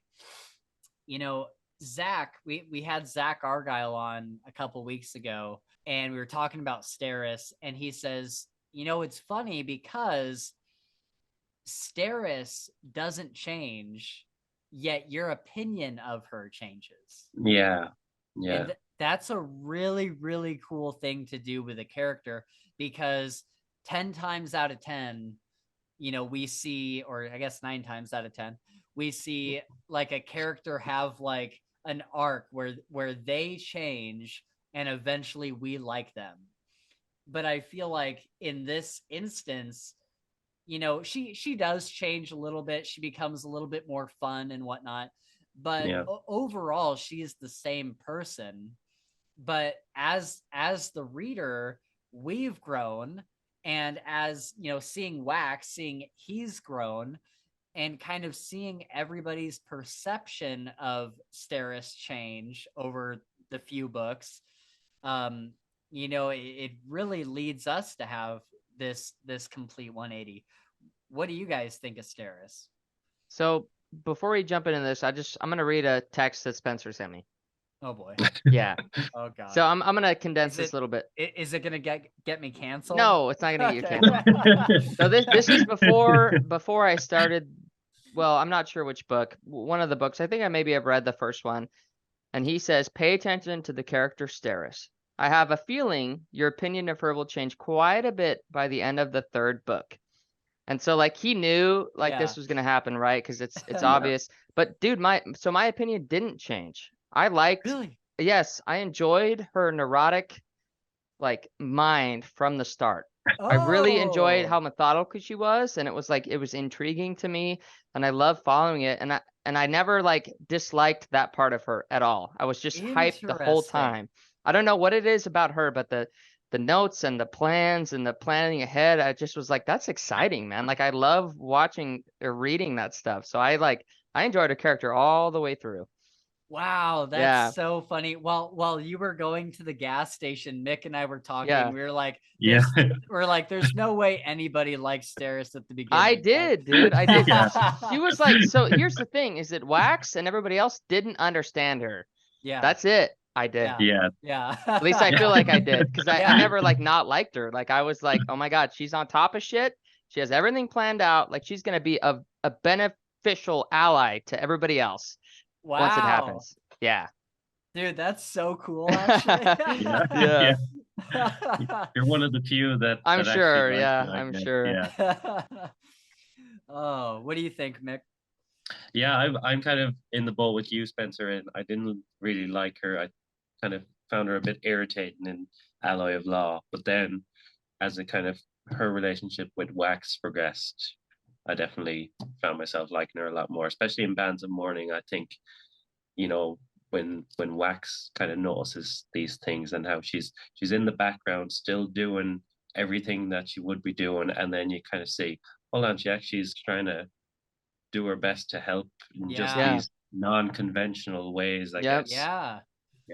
So, yeah, and those were some of the best scenes where, like, when you meet her at the beginning, you would think that if she were to tag along, she'd be like, ooh, this is so like dirty, like I don't have time for this or whatever. But really, whether she like actually loves Wax or not at the beginning of Bands of Mourning, she's still like dedicated to House Ladrian. And doing everything she can to, like, dude, when like the big train battle is happening and she like pulls vials of metal out of her purse, and Wax is like, Steris, did you bring this? She's like, yeah, I brought them for you so you had like, it was metal. Like, it was number 12 on my sheet that might happen. I'm like, yes, dude. And it's just kind of this moment of like, oh wow, like she's like, I don't know, it's like her, and you could look at it a couple different ways, but I feel like it's kind of like her way of like looking out for people, like like her like kind of weird obtuse way. And what else did she bring? She brought she brought a gun. Yeah, there was a gun taped to her thigh, dude. Yeah, and that's another point where Rax was like, wait, you brought that in here? It's like, yeah, it was like number 4 on my planning sheet, so I just made sure it was there. Like, dude, that's fucking awesome. Yeah. And she was even saying, like, I tried strapping a shotgun to my leg. But he's like, you should have seen me try to walk in that shit. Oh my god. She's like super proper, like all the way through. So like... and And then at the party, she pulls out like this vial of Epicac. Yeah. And And fucking takes it and starts yeah, puking everywhere, dude. I'm yeah, like, that's what I'm talking about. yeah, Just, like always planning like ahead. I don't know. That's the thing I liked about her, dude. She like, yeah, there's so many eventualities for these things. And like, she's only caught off guard like 4 times in the whole series. yeah. Like there's like several times where she's like, yep, that was number 18. That could have Yeah. happened. I got that down. Oh, it was so fantastic. And even Wax is like, I don't know, just something I really started to respect about Steris, especially at that party, was Wax was like, aren't you like worried how that's gonna affect your image, like you getting sick at this party? And she's like, no, like it's all about how Yeah. Scadriel, like the goal is to whatever the mission currently is, that's the goal, right? Yep. And so I just love these moments where she like pulled these things out and she's like, oh, I'll take one for the team, or like, I'll do this. And yeah, and then I have some more things in the favorite moments bit down below that we'll get to, that definitely like turned me the full 180. But God, dude, her growth over this series, just it's my favorite. Like, she's literally like my favorite part of Era too. Yeah, she's good. Then we get Milan. Is that how you pronounce it? Milan? Yeah, I think so. Yeah. Yeah, she's the Chondra. I don't have much to say about her, other than I thought it was funny when she fucked Wayne. During the train heist. During the train heist. They're just like down below, and she's like, look at the guy. He hasn't had a good snogging in a while. Yeah, I really enjoyed her like down to earth. Like she wasn't like super committed to the like the Chondra else, you know, that like the rest of them are too. And so it was cool to just see kind of this like freelance Chondra, like, you know, I killed somebody, just don't tell. Yeah, just don't tell Tensoon. Yeah, Tensoon. He's like, don't tell Tensoon, we'll get mad. Like, that's cool. She's just like super blunt, super honest, just like just right there. Like, I don't really care what we're doing. I'm just glad to be a part of it. Yeah. She's fantastic. And then she put on a dog's body. For Wax's kid. I thought that was funny. That was nice. Yeah. Oh, and you know, going back to Wayne for a second with his whole trading thing, we learned that Wax's son Max, which I'm like, why would Wax you name Max? Yeah. Okay. Like, all right. Yeah. His son Max, he learned to trade for things like Wayne does, and he tells Steris about this new toilet paper that he has that's white instead of brown, and she just asks so casually. She's like, "And what did you trade for it, or what did you leave in for in exchange, dear?" And he's like, "Well, you know." Yeah. Oh, it was great. So then we have Sazed / Harmony. You know what, Gabe, having read just, you know, the first trilogy so recently, was it nice to revisit Sazed? Yeah, it was super cool to realize that he's still, because I wasn't sure that I would see him again, you know, like I didn't think that they would have such a presence in the next trilogy, so I'm really glad that they did. And it was cool to see Sazed Harmony. I loved how, like, when Kelsier talked about everything, it was like Sazed, you know, it was Sazed to him, right? Like, he's one of his good buddies that helped him a ton, and so that was sweet. And just continuing from Era 1, like seeing the godhood part, that we got like a 15-second glimpse of him changing stuff, and he wrote this book and blah blah blah, and that was the end of it. So it was super nice to see Sazed kind of continuing his job and taking it very seriously. You know, he's a very good god, you know, he's very committed to everybody down there, and, you know, willing to like figure even his own problems out, because he's got several of them that you know what I mean. So it was nice. So that's pretty interesting too. We see that he's got whenever he shows up, there's like the colorful version of him, and then there's like the dark version of him. Preservation and ruin. And I've heard that you know, just listening to a couple theories today, there's a name that gets mentioned in the first trilogy called Discord. And then in Era 2, Discord gets brought up again. there's some sort of like it's one of the interludes. There's some sort of prophecy about Wax, and it's talking about how Wax will be the sword to Discord, and eventually Discord will bring ruin. Yeah. And so I feel like in Era 3, we're gonna see Sazed, like the bad parts of Sazed, start to come out, and that's gonna be kind of like the big bad, because Yeah. even Kelsier mentions it at the end of the There's Lost something Metal. wrong with Sazed. Yeah, like- there's issues that are Yeah. happening that Sazed can't really see. Yeah, or whatever. exactly. He's like, there's something wrong with you, man. Yeah. I think it's Um, interesting to get like the perspective of a god that is learning to be a god, kind of Yeah. thing, you know. Exactly. Like it's all new. Yeah. Yeah. In the other like Cosmere books, you have these other shards that are, you know, they're these, they know what they're doing. They've been in this kind of state of being for so long. They've really Right. embodied like Yep. their shard. So to see someone kind of struggling with the actual adapting to that situation, Yeah. it's pretty cool. Yeah. Yeah, and a shard is like preservation is Is a a shard. shard, Ruin right? is a Yeah. shard. Yeah. Yeah. Okay. Yeah. Autonomy is a shard. Like a 2 for Right. 1. He's Yeah. like shampoo and conditioner in the one bottle. That's right. Yeah, That's exactly. right. Yeah. So speaking about autonomy, this is our kind of big bad for the book. This is another shard like preservation and ruin and harmony. And she wants Scadriel, and she wants to take over and kind of combine. I'm assuming she would like combine with harmony or something and become like a bigger shard, right? Well, I I thought. think she mentioned sending him off world, sending him Yeah. to a different planet. Oh, okay. Yeah. She wanted to like subvert the whole planet and rule through Wax's sister. Hope well, that was her hope the Right. whole time, right? To rule this planet through her whatever they call that. Right. Avatar. Avatar, Oh, exactly. Avatar. Thank you. yeah. Yeah. And autonomy is from White Sands, right, Mick? Yeah. Okay. Is that a pretty good they're comics, right? Or is it good? Yeah, they're graphic novels. I listened to the graphic audio for the first one, and I'm halfway through the graphic novel of the second one. I don't think they really like they show up in the Yeah. actual story, but they're kind of mentioned here or there. I think it's Yeah. more kind of Okay. from the background of other stories that we kind of get Gotcha. more Okay. information about what's going on with them. All right. So then we see Kelsier, of course, and Yep. his Ghost Blood team. Yeah.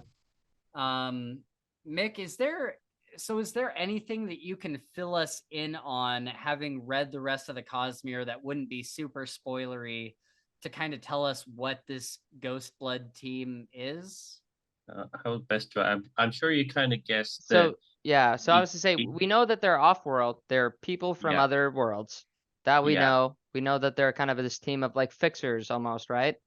Yeah, Yeah. it's kind of you've got nearly like someone from all the different worlds, all the Yeah. different Cosmere worlds, and it's kind of because Kelsier is trying to like protect Scadriel, but also kind of learn more about all these other magics. Planets. Yeah. I think he does have.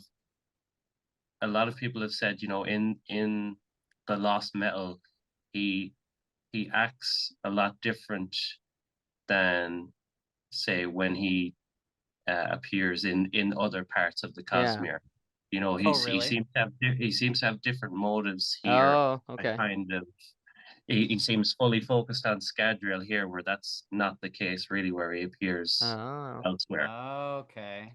So Very it's hard to cool. know which is the real kind of The version. main focus, yeah. Yeah. Okay. And maybe this is something that I missed in the Lost Metal, because that whole, like I said, that whole kind of section kind of went over my head. So how did they get from planet to planet? Or is that, do they have some sort of, do they go through the in-between realm or whatever?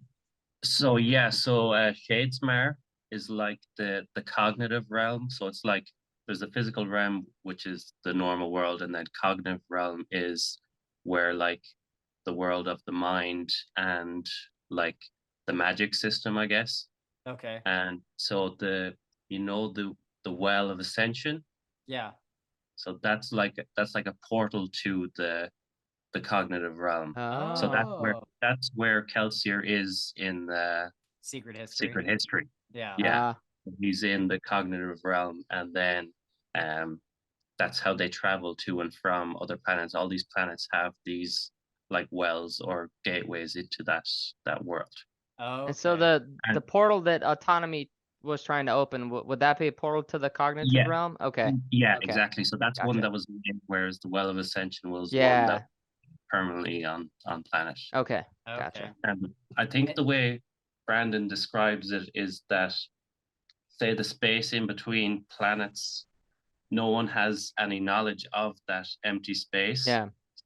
Because there's no cognitive understanding of it. Yeah. It doesn't You have to exist. you have So to there's be no in barrier. there. Yeah, Yeah. there's no That makes barrier sense. between Gotcha. these worlds. So that's how you can travel. Oh man, this is so crazy, dude. That's so cool. I need to read the rest of these books, I know. dude. Yeah. I'm Oh my so goodness. excited, dude. I'm so Oh my excited. goodness. Yeah, it's gonna be awesome. Do we know where the Well of Ascension is in Era 2?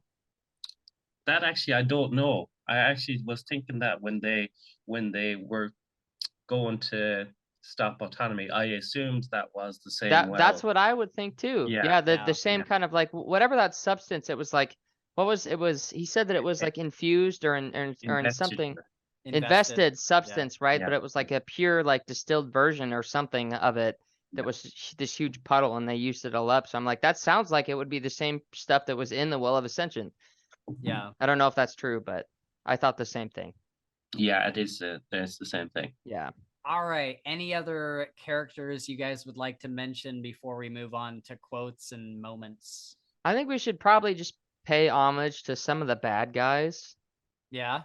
You know, the Kelsier's uncle, of course, or not Kelsier. I'm sorry, Wax's uncle. Yeah, my bad. That's gonna be tough for me. Wax's uncle was one, but he wasn't the 100 hands. What was his name? 100 lives something. 100 lives. Miles. 100 lives? Yeah, Miles. 100 lives. That was it. So he was able to compound the blood maker, or the blood, whatever that was called, healing, and like something else. Like he was a compounder, right? That was the first time we've heard of that.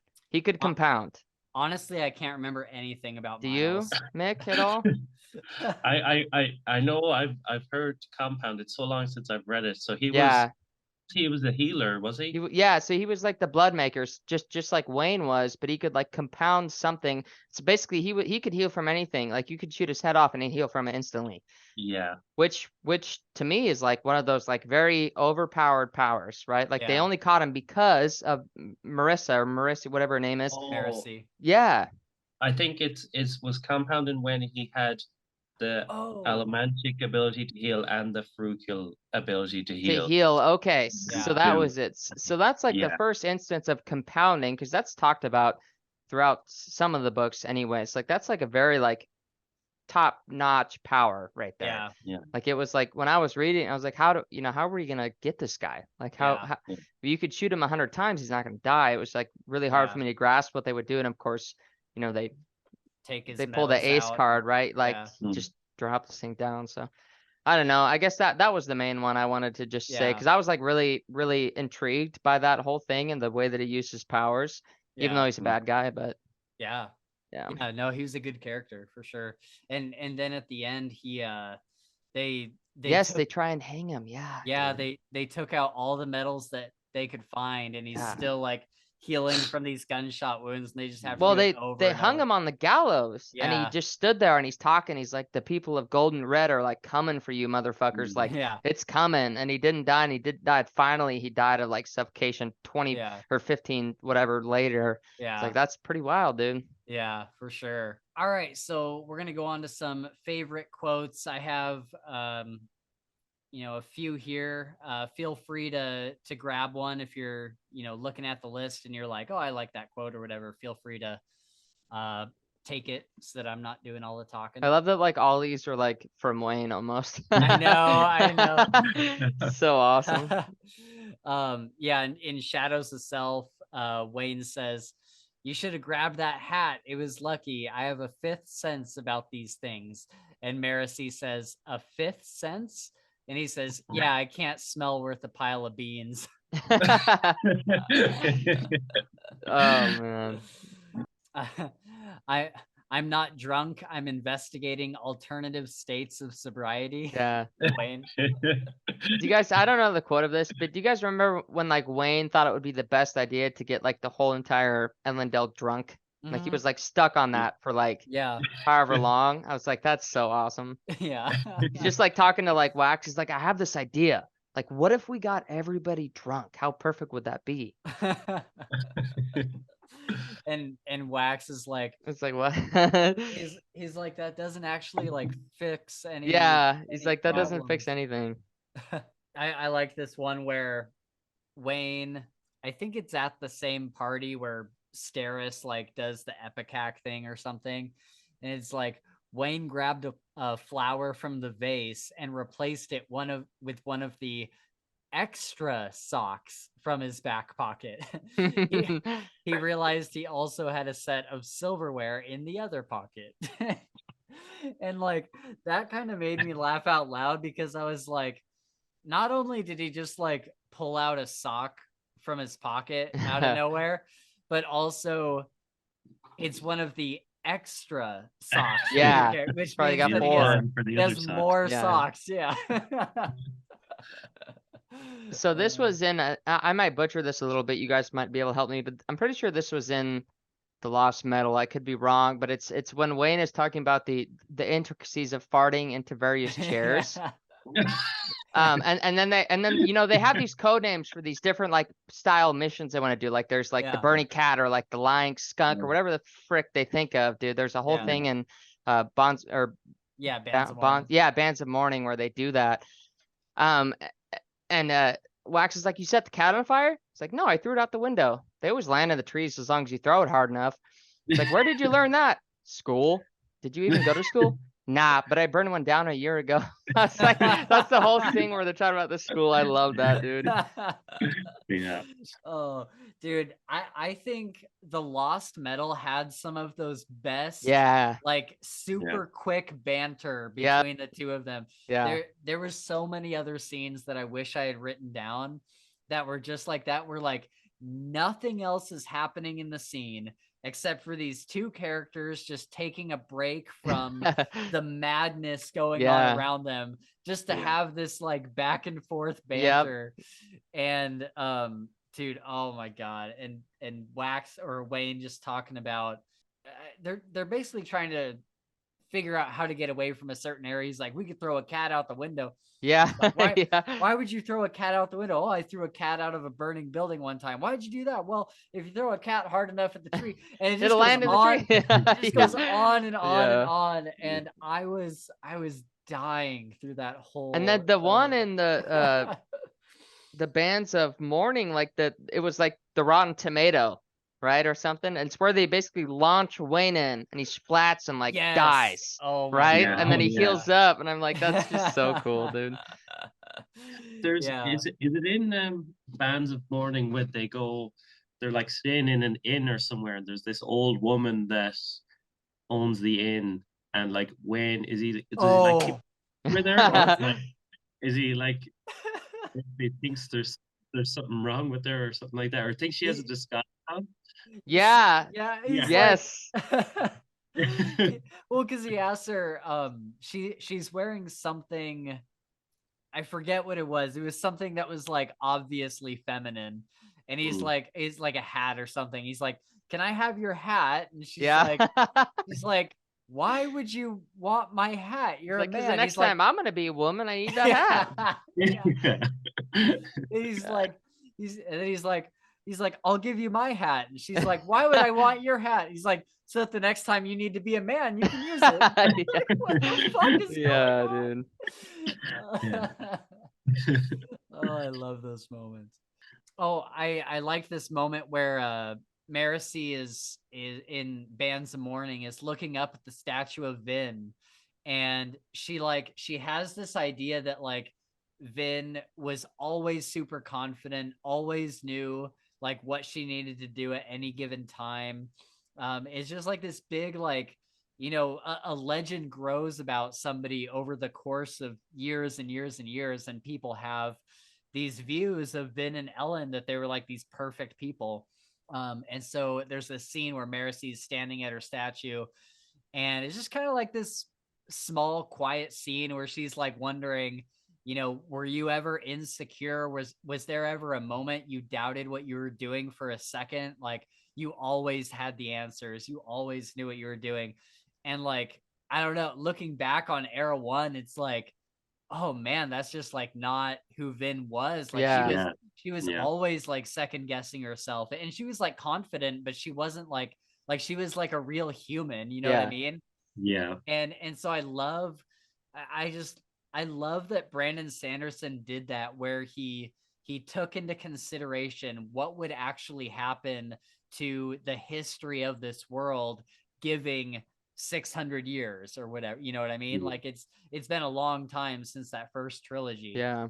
And so it's interesting to see how things kind of get contorted, and people have certain views about Kelsier. They have certain views about, you know, Ham and Breeze and all those other characters. It's like, oh man, you guys don't know them at all. Yeah. Like, it's Yeah. Well, they only know him through the histories that have Right. undoubtedly Yeah. changed for a Right. long time. For sure. Yeah. Yeah. I loved that moment. Yeah. Another thing, just real quick before we Yeah. move on from Bands of Mourning. So his name's Alec, right? Okay. So when he first, meets Wax, right? And every time he fucking talks to Wax, there's a different honorific that he Yeah. gives. Yeah. And one of them, you have one here, but I was like, there's Yeah. so many. But he's like, Yeah, go for if it is aligning with your will, oh, metabolic one. Yes, Yes. but there's so many that are just so Yeah. funny. Every time something else, like, and apparently that's like part of their culture. Like, I have to Yeah. introduce or talk to you in a different way every time. And I was like, some Yeah. of them were just really funny, dude. Yeah. Yeah. Yeah. And then he's like, just like overly polite. We're like, Wax, something's going wrong with the ship, and he, you know, he's essentially asking Alec how to do it, but he's like, do I do this? And Alec is like trying to be super polite. He's like, I would never question your judgment, Yeah, oh but great if it one. is your But will. if it is your will, and Wax is like, just tell me how to do it. Yeah, he's like, knock it off, dude. Oh, it's so great. Mhm.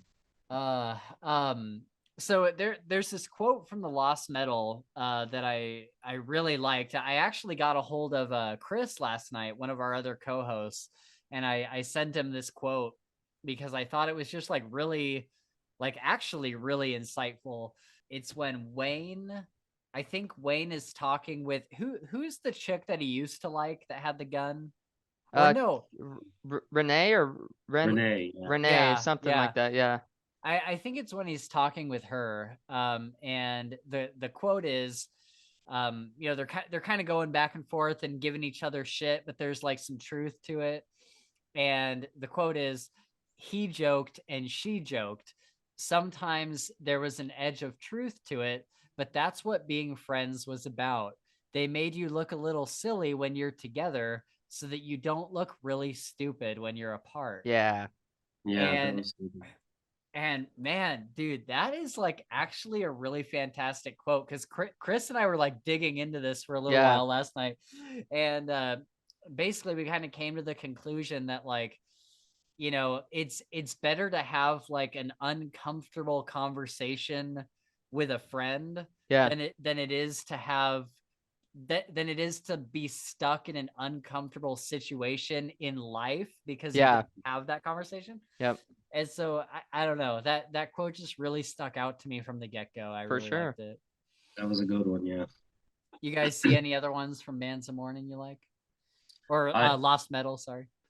I liked a lot of like Stara stuff in the book, and like, you know, kind of the in-depth understanding of her, like, you know, anxiety and stuff like that. But when she's in the meeting where they're trying to figure out what they need to do about the bomb coming, and she's like, well, I have 6 evacuation plans. Yeah. Yeah. They're like, Yes, wait, dude, you have yes. 6? He's like, yeah, I was bored. What else was I Yeah. gonna do? That's right. That's what I do in my downtime, dude. Yeah. Yeah, that's It's why I like love her character, man. Yeah. I wanted to do more, but I didn't get the time. or Yeah, something. yeah. I spent Yeah. 8 hours doing this, but it just Yeah. wasn't enough. Yeah. Yeah. Yeah. There was this scene, so it's right. So for the most part in the Lost Metal, Wax is kind of like stepping back and he's doing more stuff like with his family and more stuff like behind the scenes. But then there comes a point where he puts on the mist cloak, you know what I mean? And so he decides that he has to go out into the craziness that's happening during this night. And his son comes up to him and he says, Uncle Wayne says you're the best at finding hidden treasures. And he says, I've already found the best treasures, Max. Now I just need to keep them safe. And he pulls on his mist cloak as it's like flapping in the breeze and he jumps out the window. Yeah. And Yeah. I was, dude, is there more of like a let's fucking go moment? Like, Yeah. dude, Yeah. that is the best moment. Like, I got chills when that happened. Yeah, that was Like, badass. oh, dude, that's like that superhero Yep. Spider-Man jumping out a window. Gives you moment. chills. You're like, yes. It's like Horatio Kane. See Yeah. Yeah. I have one more before we go into favorite moments. So Milan and Wayne breaking up. And this is just like more sad than anything. And I don't know if I necessarily like really enjoyed Wayne's kind of character arc in this book, but I really liked this quote. So Milan and Wayne are breaking up.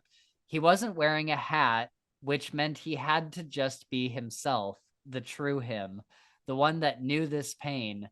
They'd ridden together on many a dusty road. This pain had been his trusty, invisible friend since childhood. The pain of knowing what he really was, the pain of being worthless. Yeah. And ooh, that was just another one of those moments that like gave me chills. Yep. And you feel like the sincere, like how little he thinks of himself. Yeah. In this moment, and it's just like heartbreaking.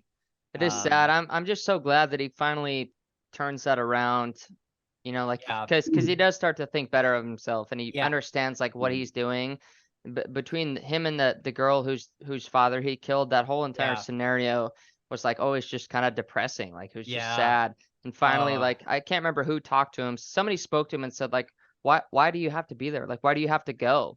Like it's not about that. Like somebody and they're like, you know, they understand what's going on. They might hate you, but like you know, you have to keep doing what you do. And of course he doesn't fix it, but he grows from it.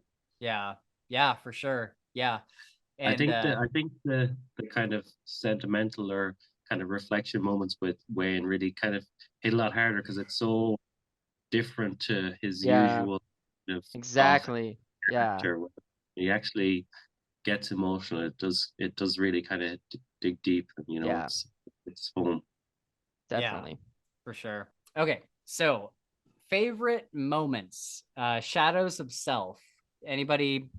You guys have anything from Shadows of Self? Man, I don't know. It's hard for me to remember. I know where at that took place. Yeah.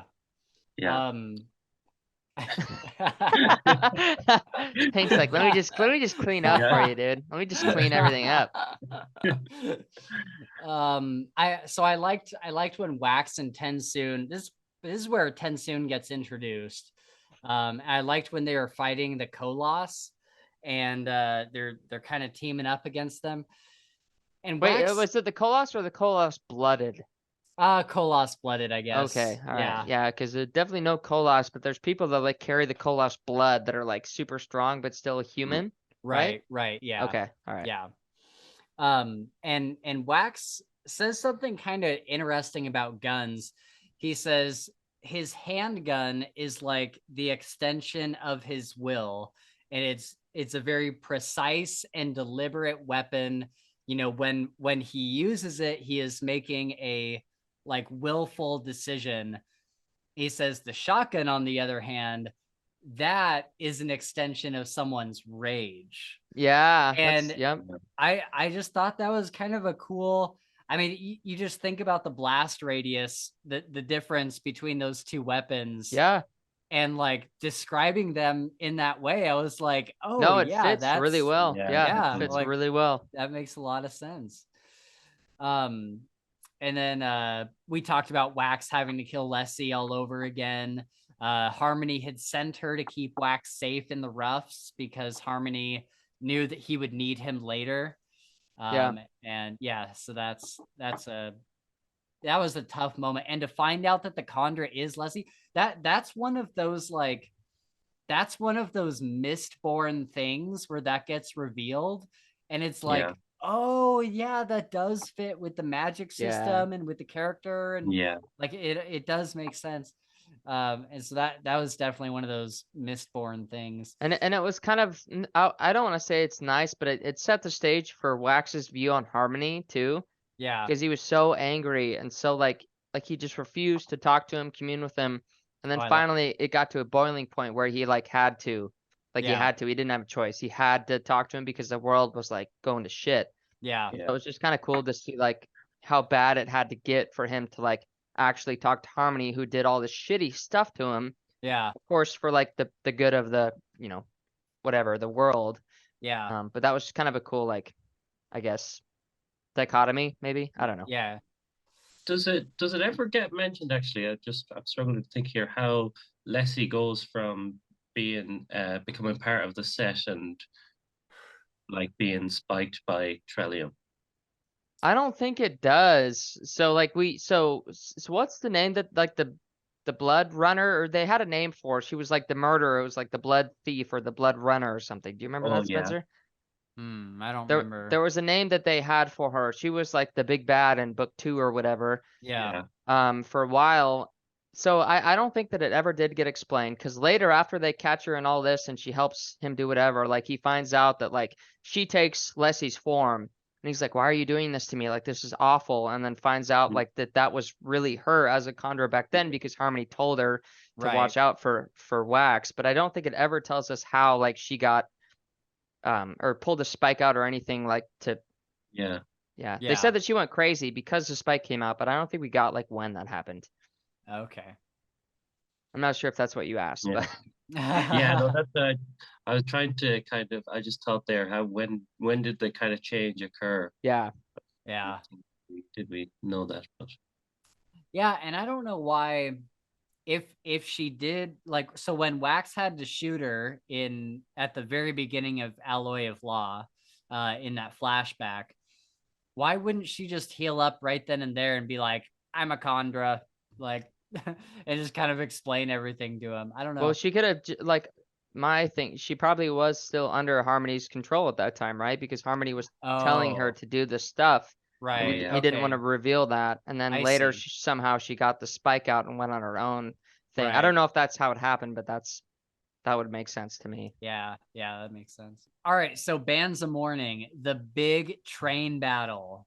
Dude, we had to get a big train battle in a Western, right? Like, dude, this was so awesome. I love this whole scene where they're fighting on the train, and Steris is like giving him the vials of metal, and she's trying to be helpful, and I forget how, but she gets on top of the train and she falls off, and Wax just has like this moment where he just jumps down, dives after her, dude, and just Spider-Man grabs her and pushes off the ground. Well, it was over a lake. That whole scene was super cool because he describes in detail how he had like push a coin down through this lake, and he's like, there was a little bit of resistance to slow us down, and then the coin hit the bottom, and he was able to like stop them like 10 feet above the water. I was like, that's pretty dope. Yeah, and he even had to like take his gun because it has like more mass. And he was able to push that down, and then he has a way of like kind of springing up the bridge. Did you guys pay attention to like what this tool is that chick gave him? So it's like a chain. It's like a whip, and he can throw it somewhere and push off the metal, throw it to the other side, push off again, throw it to the other side, push off again. It was something that Oh. Renee or whatever her name was made for Yeah. her. It was kind of like a grapple thing Kind that of thing that do he would with throw at the the ground rope, in one direction, yeah. push off that, and then pick it up and And throw then- it at the other side. Yeah. Oh, okay. So when he would push off, he'd pull it back and take it to the other Throw side or it whatever. to a different Yeah. spot, then push off that once and hit the ground. Yeah. Dude, that's awesome. Yeah, it was pretty cool. Okay. I wish I had realized how cool that is while I was reading it.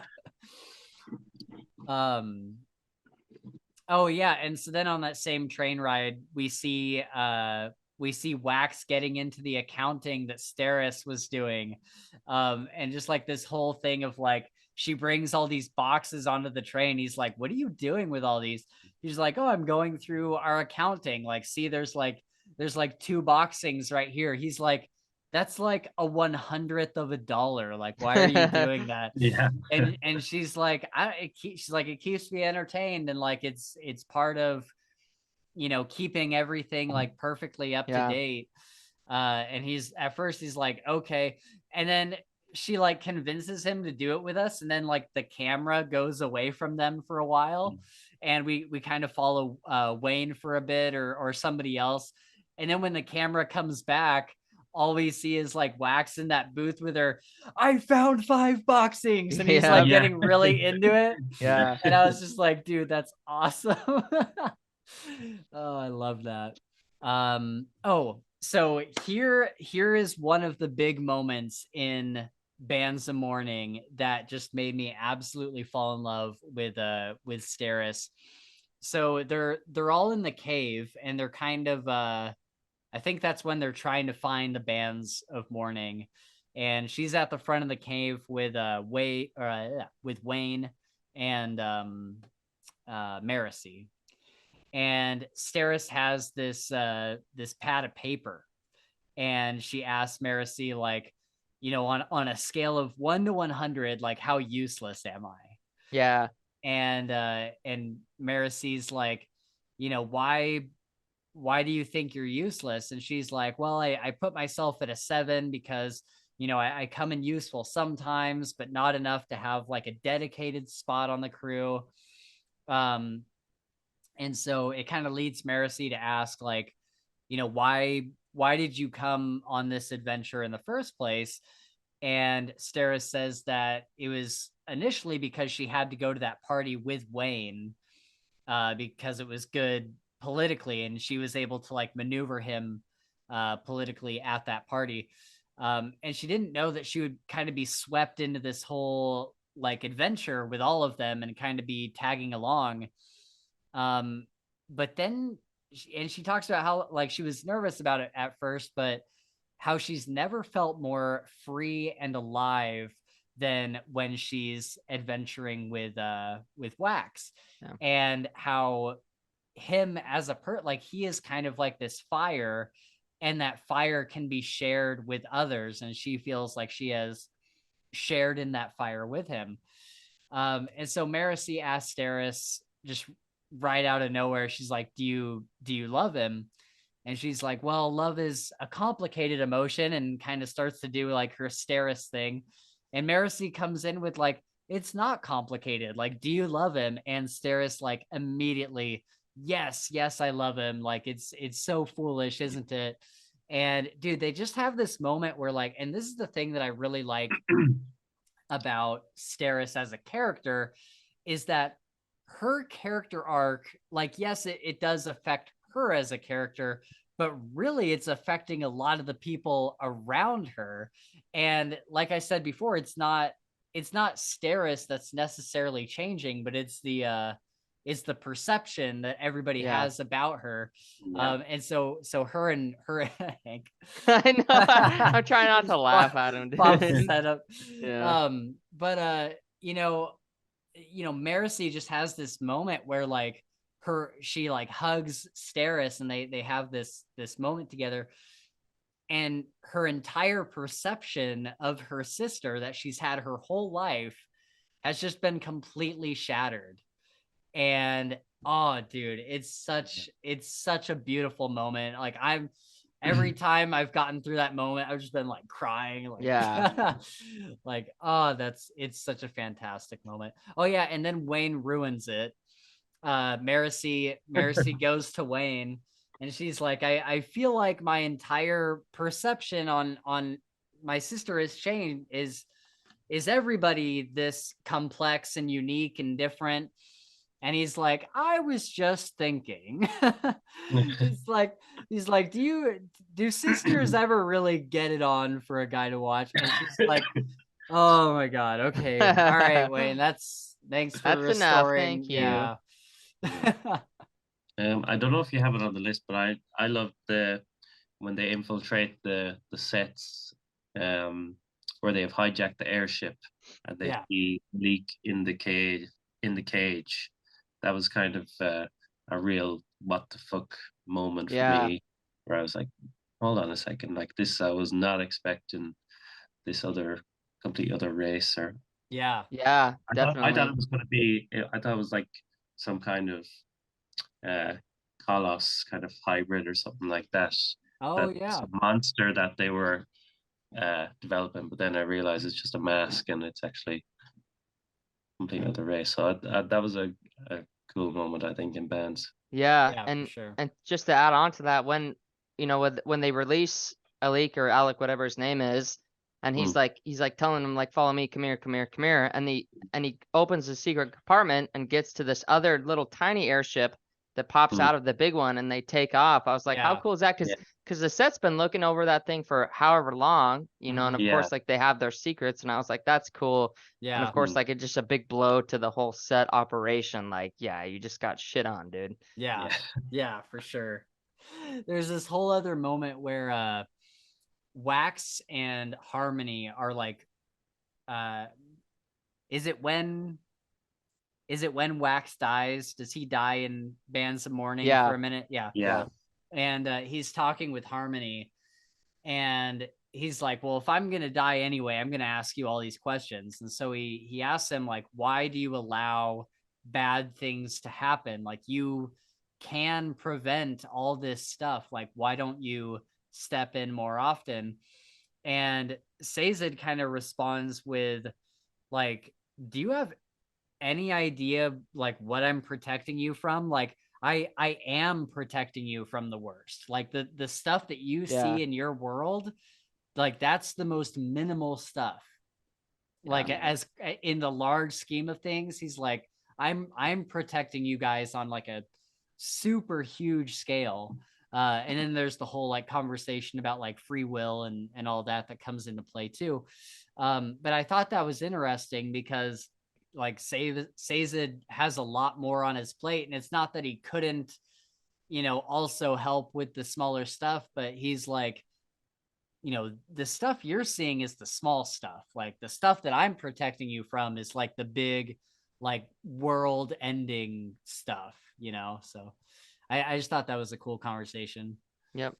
Yeah, that's pretty much all I had for bands. Let's go into the Lost Metal. What are your? Well, why don't we mention the spear, the actual Bands of Mourning, just for a second? Yeah, they found it in the spear. Yeah, which was kind of cool because like Wayne picked up that that spear originally because he was like, oh, this is shiny, I'll take this, like wrapping up in a bundle and stuff, and it was just a trip to think that was it.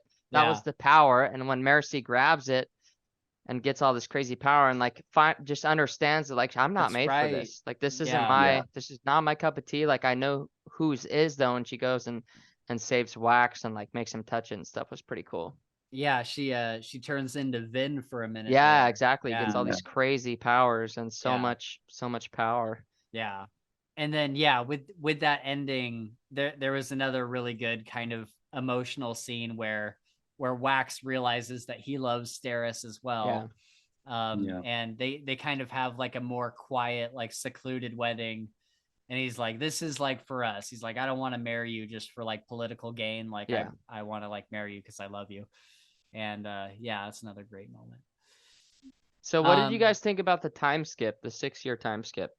Dude, so I didn't mind it at all. I know you texted me and you were like, man, there's this big time skip. And I feel like there's a lot that I missed in between. I feel like the only things we really missed were that certain people were dating and that Wax had a kid. Was there something that you felt like you missed? No, I mean that was it. I just feel like it went from like I guess that's pretty much it. Just went from like the honeymoon phase into Yeah. like full parenting, and like we've been together for 6 years, like we're married. It's how it's gonna Yeah. be.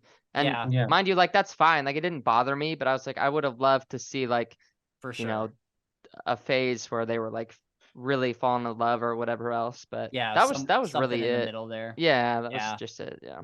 Yeah, I could agree with that for sure. I wasn't expecting a time jump. Like they didn't really. I didn't either. Yeah. They didn't. Because there wasn't with any of the other books. I None. don't Yeah, think. exactly. It was Yeah. back to back.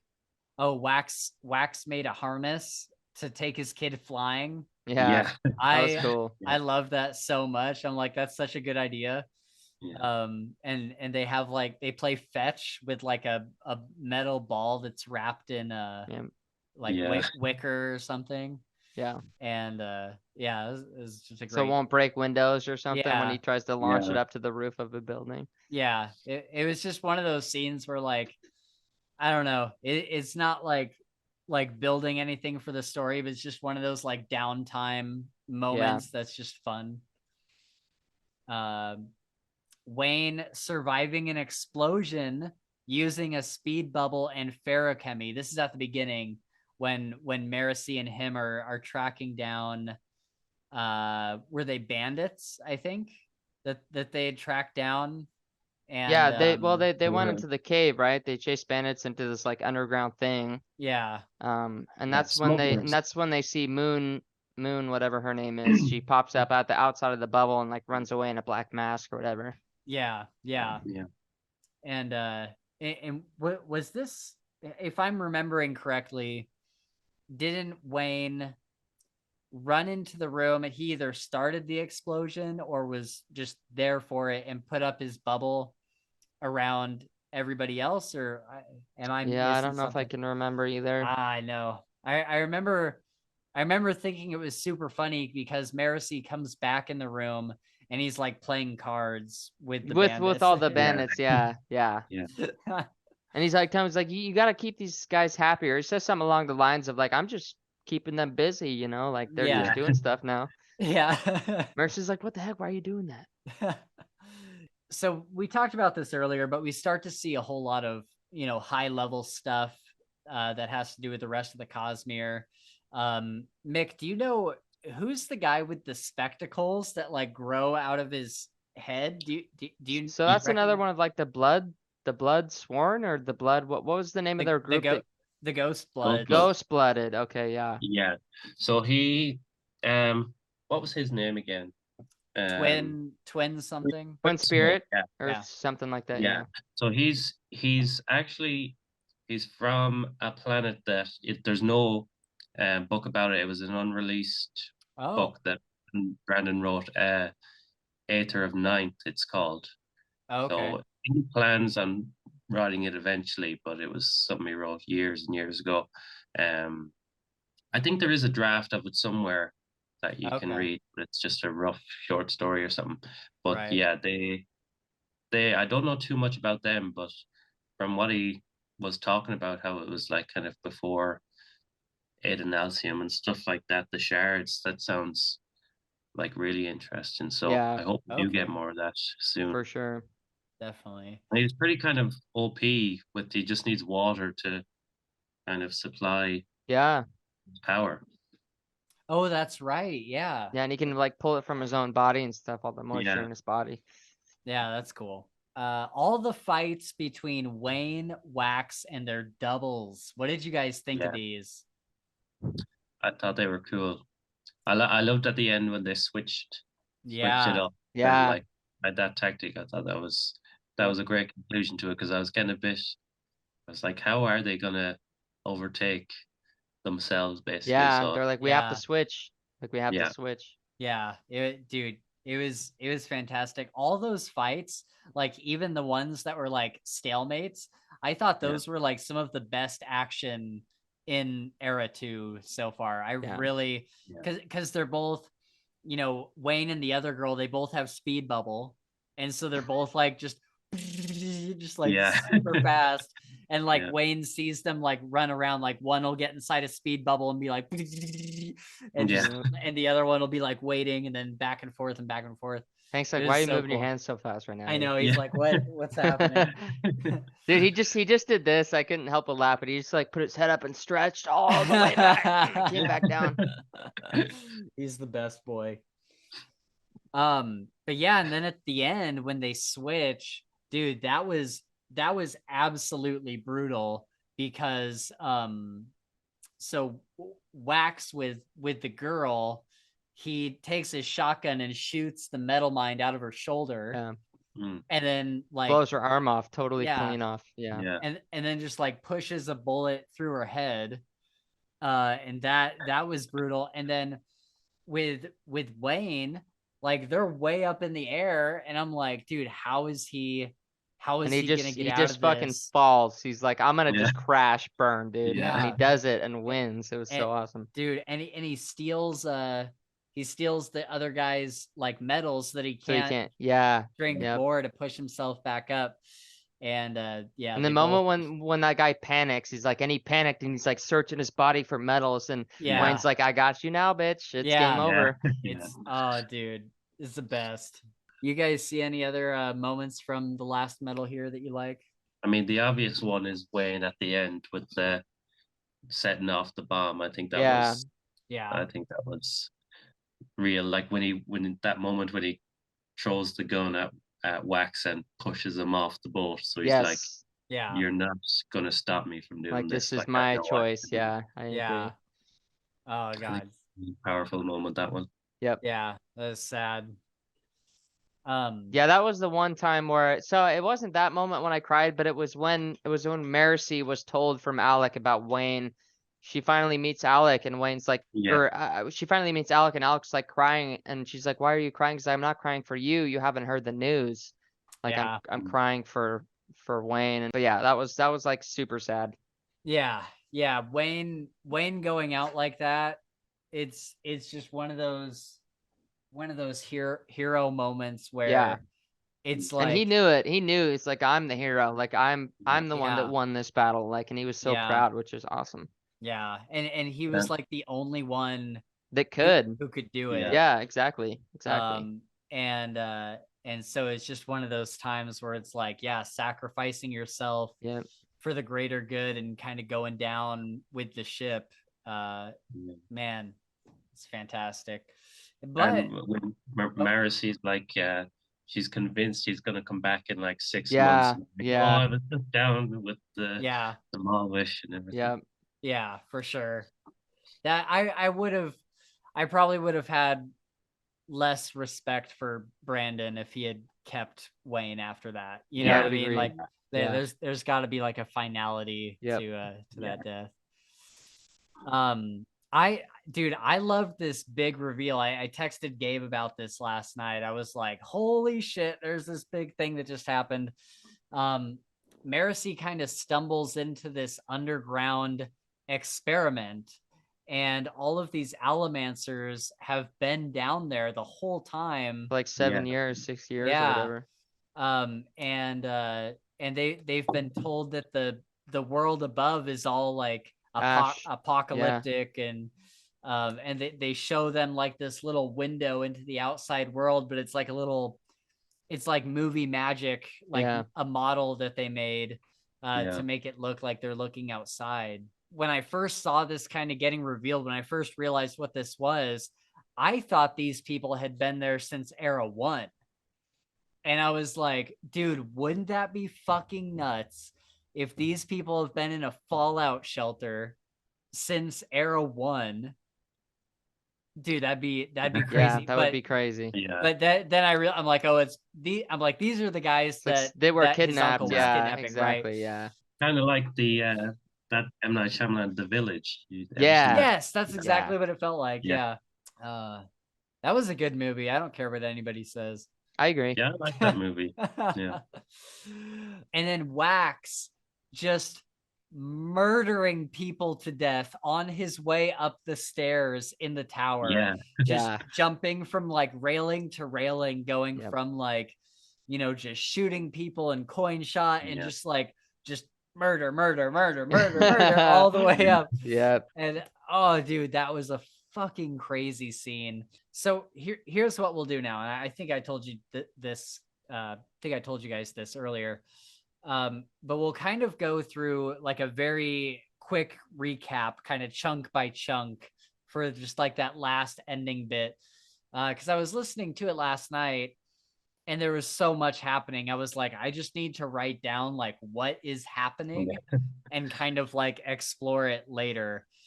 Because otherwise I'd just be pausing the audiobook every like 5 seconds. So Wax and Wayne fighting each other's doubles.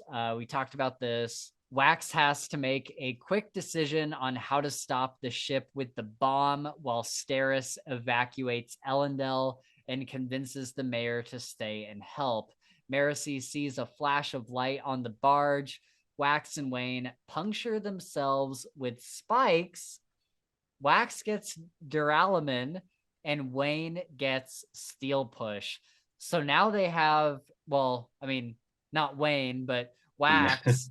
Wax has a duralumin spike in him. Well, Wayne gets steel push. Oh no, Wayne gets it after he takes the whatever that metal is that gave Ellen his powers, right? Because Harmony like gives Wayne a chunk of this metal. That's how he did. That's how he does the bombs. Like he gets this little fragment of whatever. What's the metal called? Right, but he had steel push on his way over from the thing. Yeah. From okay. the spike. Yeah. Okay. And then he got everything from the vial. Yeah. Okay.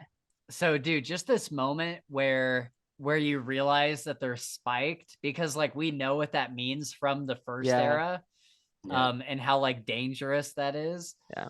And to see them like both have a spike and just come flying in on a duralumin push, like that's pretty nuts, dude. Yeah, it was gnarly, dude. It blew my mind pretty good on that one. Okay, so Wayne kicks Wax off the ship to do a suicide mission, detonating the bomb with a time bubble.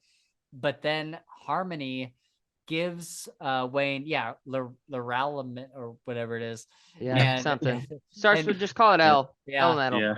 And makes Wayne a Mistborn, but it sounds like Wax may have also inhaled some as well during the explosion at his lab. Yeah. So the question is Wax now a Mistborn? And I think it is confirmed. But didn't they say that the metal that was created, the byproduct of what his explosion was atium, not luralium or whatever it is? It was atium dust that was created from his experiment. Yeah, but Harmony was saying that it created a small amount of luralium that he inhaled, because it talks about him having pewter later on, doesn't it? I don't know. I must have missed that. I thought it was just atium was the only byproduct of that explosion, but I could be wrong. So I don't. I think it was. I think it's definitely Luracium. I think because he definitely has some extra powers. Okay. By the end, Harmony does say that he inhaled some of the byproduct or something. I don't know if it's, there's the big explosion and then there's that smaller one that just he is involved in. I think it's that explosion that was the one. Yeah. Gotcha. Okay. Because somehow he made the luralium or whatever in the vial that Wax took, because Wayne took Wax's vials off him and replaced it with like that rag or whatever. Yeah. Oh yeah. And that was the one with the red cork on it. The Harmony gave to him that showed up at his door. Okay. Yeah. Gotcha.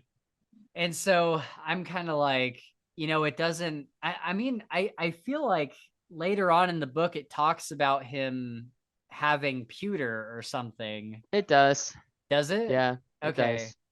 But we don't see him really use any of his Mistborn powers. Yeah, Peter is how he survives the bomb blast, because he talks about feeling this extra warmth, this extra strength when he's like swimming, and that was Peter. That's right.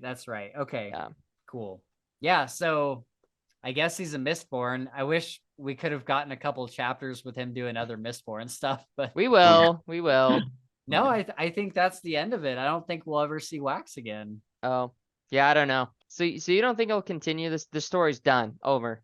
Oh yeah, Era 2 is done. This is the end of Era 2. Yeah. Oh, so you guys He- are just talking about like there'll be another one that like has some of the Cosmere stuff that was done in this book and a different one. So this was supposed to be like the Western Age, and Okay. then he's doing Era 3 is the next one where But it'll where be in the same world, pretty Yeah. much, right? With I the th- same powers and stuff. yeah, it will, Okay. but they have spaceships. Yeah, I guess that's what I meant, and they'll be different characters. I knew Yeah. that. I knew that. I'm guessing it will bring full Mistborns back into the next era. Okay. Yeah. Yeah, That'd be it's cool. When oh this yeah, power that's can be.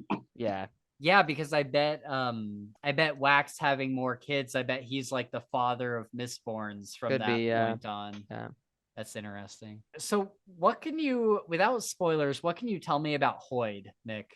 I can't tell you anything without spoilers. So I don't even know who that is. Okay. All I know, wow. All I know is that he's this just random person that kind of pops up at various points in the Cosmere. That's all I know about him. And Wax you has a need to know. carriage. That's all I need to know. And Wax has a carriage driver named Hoyd.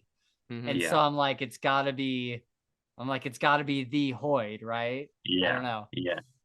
Yeah, he's that's him. It's the same guy. So yeah, Okay. he's the one. I think he's the only one so far, anyway, at least, that he appears in every Cosmere book. That's cool. Okay. Was he in the first Mistborn? Yes, he was the guy. You know, when Spook is trying to overthrow the kind of Oh, government. yeah. Yeah. Yep. He's the guy that helps them. I can't remember exactly how it is. He's Oh, the guy Spook, anyway. He helped Spook. Yeah, he's like He's a confidant that Spook meets with or something, right? yeah, he's like an informant or something Okay. like that. Yeah. Okay. Oh. Cool. Okay, so Awesome. we'll have to keep our eyes out for Hoyd Yeah. in the next few books. I can't remember if he's in the first book in Final Empire. I think he might show up, but it might just be a very small thing, like that Vin sees him, Right. but actually doing anything to interfere or something like that. In the earlier ones, he's there, but he's not he doesn't influence anything or Yeah. involve himself. Okay. So Wayne has a final conversation with Sazed. We talked about this a little bit where he's like, was that the best explosion? And then he passes into the beyond, and man, yeah, it was such a sad scene, and just the whole explosion, everything that had to happen. But you know what's funny is at the beginning of the Lost Metal, I was like, no one's really died, like besides Lessie. Yeah. Like there hasn't been any like really impactful deaths, and so I was like, there's got to be some sort of like major death in the Lost Metal, but I thought it was going to be Marasi. I kind of had the feeling it was going to be Wayne from the start when he was like, "I'm dead, Wayne is dead," kind of a thing. Yeah. Yeah. So. That's fair. So then Autonomy tells everyone, you have proven yourselves for now. And I feel like that's kind of I thought that was kind of corny, honestly. Like, I'll be back, like, Yeah. I was kind of like, all right, we'll see her in the next trilogy. Yeah. But Alec and Marasi are reunited. He tells her about Wayne. Marasi rejects the offer from the Ghostbloods. We talked about that. And a guy named Gladdle is upset about it. This is the guy I was going to ask you about. He's wearing a mask like Alec, and it turns out that he's from Roshar. It's okay. So are you able to tell me, did he travel from Scadriel to Roshar or from Roshar to Scadriel? I think does he say his sister is on Roshar? Isn't that what he says? Yeah. Yeah. I think she might show up in Stormlight, but it's kind of like it's like at a party and she says hello to one of the characters. Okay. That I think that's where she, if I'm not getting confused, but that specific character, I don't know if we have seen him before. Okay. In the other stories, but yeah, there is definitely. I think his sister pops up just kind of in passing. You kind of Okay. realize she's from. When you're reading Stormlight, you realize she kind of is described similar to the people of Roshar. Like she looks kind of like Sazed, you know. Oh, she looks similar to the people of Scadriel. Yeah, I think Oh. is that if I'm thinking right now, I think they're from Scadrial, but they were on Roshar. Okay. If I'm Interesting. Okay, cool. I was just curious because I'm like, I have a feeling the Malwish are from Roshar, but I could be wrong. So yeah, he looks like he's going to be a problem for the Ghost Bloods probably going forward because he looks like he doesn't quite agree with everything they're doing. Yeah. Wax and Steris have a really great scene where they remember Wayne by quoting him. Yep. If I remember correctly, they're kind of going back and forth like quoting him. Steris gets a letter from the mayor appointing her a position in disaster prevention. Yeah. Which is great. It's like perfect for her. Yeah, perfect. And then the girl, Alriandra, who Wayne killed her father, these two guys show up and give her most of Wayne's money. Yeah. Yes. And it turns out Wayne has been investing very, very wisely. And that electrical chick's stuff. Yeah. And yeah, we see because she's basically getting kicked out of her house and everything, and she's and she's like, he's here on the 1st of every month, and it made me feel a little bit weird reading that because I was like, you know, this chick, she like hates it when he comes there. She's like, I don't want your blood money. And he's kind of like, well, I'm going to give you my, the blood money anyway. But yet she relies on it. And yet she relies on it. Yeah. And, when this whole thing happens, she's like, where's this money? Like, it's not here this month. It's like, bitch, like. Yeah, like, come on now. You're contradicting yourself as you speak. Yeah. So, like, I can't say that I really felt, too bad for her. It is obviously she's going to get the money. Obviously she's the one that all of Wayne's money is going to go to, because that's the kind of thing that he does. But yeah, it left a little bit of a bitter taste in my mouth where she's like, I don't want your money, you're trash and all this stuff. And then we see her like in another scene and she's like, where's his money? I don't know. She's taking it for granted then by the end. Yeah, it just kind of rubbed me the wrong way. But I'm glad that, her and her kid are safe and probably have a huge mansion now. For real, yeah. And then all the school is paid for, Yeah, exactly. And then he builds God, what is her name? Renette, yeah. He builds her like a big shop, or he funds it. So she can, or like buys her land or something, or something. Yeah. They had like renovated her whole like machine shop and stuff, and it was massive. We get some Kelsier stuff. We learn that his spike pins his soul to his bones and gives him a blue overlay to see the world as an immortal like Sazed. And then he also throws in this little bit of information I thought was interesting. He was saying how technically anything can be steel pushed under the right circumstances. That's the exact wording that he used. And I have a feeling that that's going to come into play in the third era. Like, I don't know how, but somehow. Because they talk like when he takes up the spear, when Wax takes up the spear, he talks about everything having an elemental like connection. Right.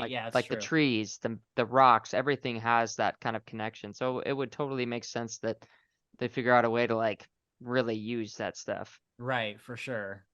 Yeah, that's I have a feeling that's going to be important. I'm interested to see.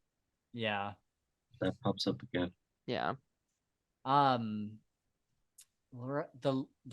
Lerasium was destroyed in the explosion. There's no way to make Mistborns, although they figured out how to make Atium. It looks like, and this is what they were doing with Harmonium and Trellium, right? Yeah. They made Atium. Yeah, when they separated it and the bomb went off, that made ATM dust or whatever, like Right. ATM flakes. Okay. And then something's happening to Sazed that Kelsier doesn't like. He won't be stable for long. Kelsier says they need to inscript the service of others from other planets. I worded that weird. He tells Sazed to lead us into a new technological age, one of space travel. Let's fucking go. Like, oh, dude, where he's just like, I love this conversation where he's like, you are holding us back. Like, you need to lead us into an age where we can get to these other planets. Yeah. And so I would bet all my money that Mistborn Era 3 is where the big like Avengers Endgame is gonna happen. Yeah. So I will protect our people at all costs. Please tell me I won't ever have to protect them from you, Kelsier says. That depends entirely on you, old friend. And it seems like there's just like a little bit of a threat underneath, like just like, please tell me I won't have to protect people from you. Well, that depends entirely on whether you're going to protect people from me. Like, Yeah. Oh, it just gives me the chills a little bit. I'd hate to see them going at it. The last thing we get, Wax makes a big Wayne statue. Yeah. It's got a removable hat and a removable quote plaque. I wish I'd written down what the final quote was for the plaque. And then Marcy got Wayne's real hat. Yep. Wax receives random gifts shown up in his pockets at random from Wayne's estate. They're one of them was like a dead frog, right? And the other one is like half a sandwich that he found in his pockets. And then lastly, they're working on relations with the Malwish and the Roughs. Harmony promises Wax that he is not a pawn. No one moves him, which Wax finds great comfort in. And I think that's kind of where it ends, guys. Yeah, I have actually the Wayne quote they use. It's you're meant sick. to helping people. Okay, yeah, but isn't there another one that's like really funny that's removable?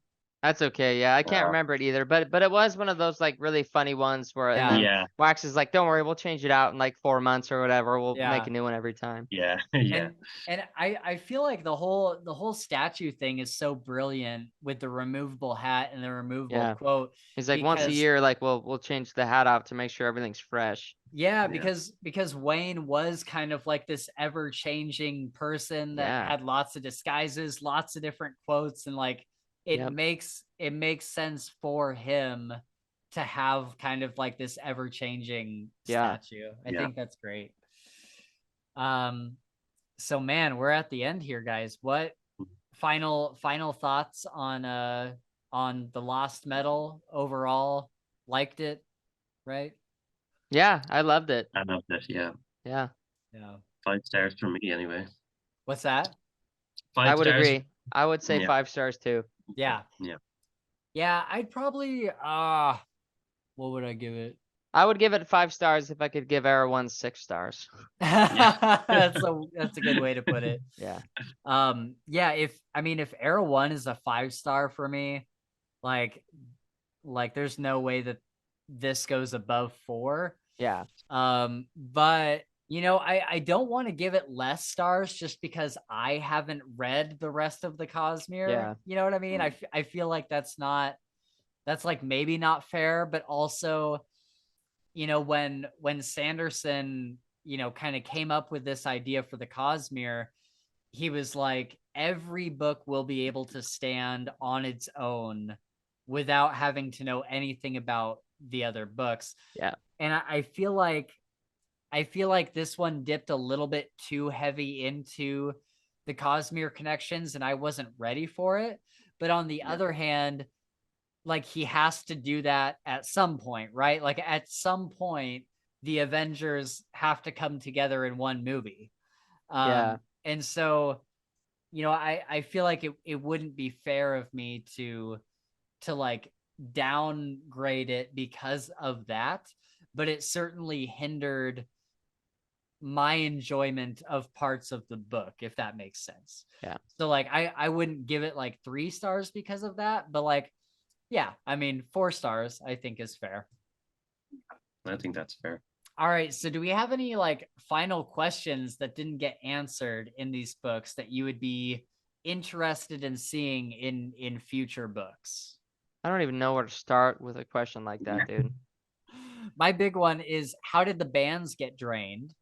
And it kind of it stinks of a conspiracy by the Malwish. Yeah, I think it's the Malwish. Yeah, for sure. because I didn't even think that was much of a theory because I thought it was they were pretty clear the way that Steris was like, oh my god, this is all clicking together. Like right. They had to have planned on this, but yeah, like it makes so much sense. And like even the way that they like kind of navigated that negotiation was like, okay, like you can use the bands, but we get them. Like we get to keep the bands after you use them. And they stupidly agreed to it. I would have been like, no, that goes back to the Chandra. What am I trying to say? Kandra. Yep. And I'd be like, it goes back to the Kandra. But they take the deal, and sure enough, right after the bands don't work, oh well, we get the bands back. It's like, you're trying some stupid shit here. Like you're onto some weird business. So I guess my other question would be, what did the Kandra do in space? Like, it's gonna be, I don't know. I'm interested to see. I'm interested to, having finished this book, read the rest of the Cosmere and then be caught up, so that every time more stuff happens, like the Kandra going into space and whatnot, like, we'll see that in the other books, and I'll just be like up to date and be able to see all these things kind of clicking together. I think that'll be really, really cool. And I mean, I guess they're not in space. They're like in the in-between realm, right? But they can get to other planets. Is that the way? Yeah, so when he says that like it's going to be in space, I don't know if that means in actual space or like traveling physically into space, or using the like cognitive realm in some capacity. But I think from the way he's been describing it, it seems like actual kind of sci-fi kind of exploration. I haven't seen any updates on it recently besides like what other people have said, but I did see an interview a while back with Sanderson, and he was like, I want like, your medieval era, and then like your 1800s, and then like your sci-fi space. Like, and I don't know if that necessarily means them flying in space to other planets, but it certainly seems like that's what Kelsier wants, to be able to get people to other planets easier. I would imagine, because then he can inscript the help of these other planets and get them back to Scadriel. Yeah, I'm super interested to see what happens with all that. But like, having get caught up now, if I can get through all of Stormlight and get to like where we are now, it'll be fun to like maybe catch the next Stormlight book and see a Kandra or something. Like that'd be crazy. So I'm looking forward to that. And also I have it here in the notes, just Kelsier, just Kelsier, man. Like I just want to see what happens with Kelsier. Thank God Sanderson writes so fast that we don't have to wait too long before more content. I know, that's so crazy. That's why, like, I don't know, I'm not like the hugest fan of his as far as like prose and stuff like that. But I mean, you got to give the guy credit. He cranks out like at least a book a year, I think it's been, right? If not 2 or 3. Yeah. Sometimes. It's pretty wild. Yeah.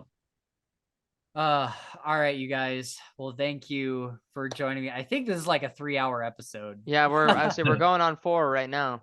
Yeah. I think we shot the shit for like 30 minutes and then started recording at like what 3:30 or what time is it now? So it's 6:40. So we're Jeez. 3 hours and Yeah, 10 minutes or whatever into it. Yeah. I knew it was gonna be long. Dude. There's no way that it can be. We haven't had a 3-hour episode in a very long time. Yeah. There was a lot to go over. There's a lot to go over. Yeah. Well, damn, thank you guys so much for hanging out and sticking it out. Thank you for staying up late, Mick. I know it's probably super late over there. Man. My pleasure. Absolute Thanks for having me on. For sure. All right, guys, that is going to wrap us up there. Thank you so much for joining us for our discussion of Era 2 Mistborn. It's been such a fantastic ride, and we're so eager to check out the rest of the Cosmere.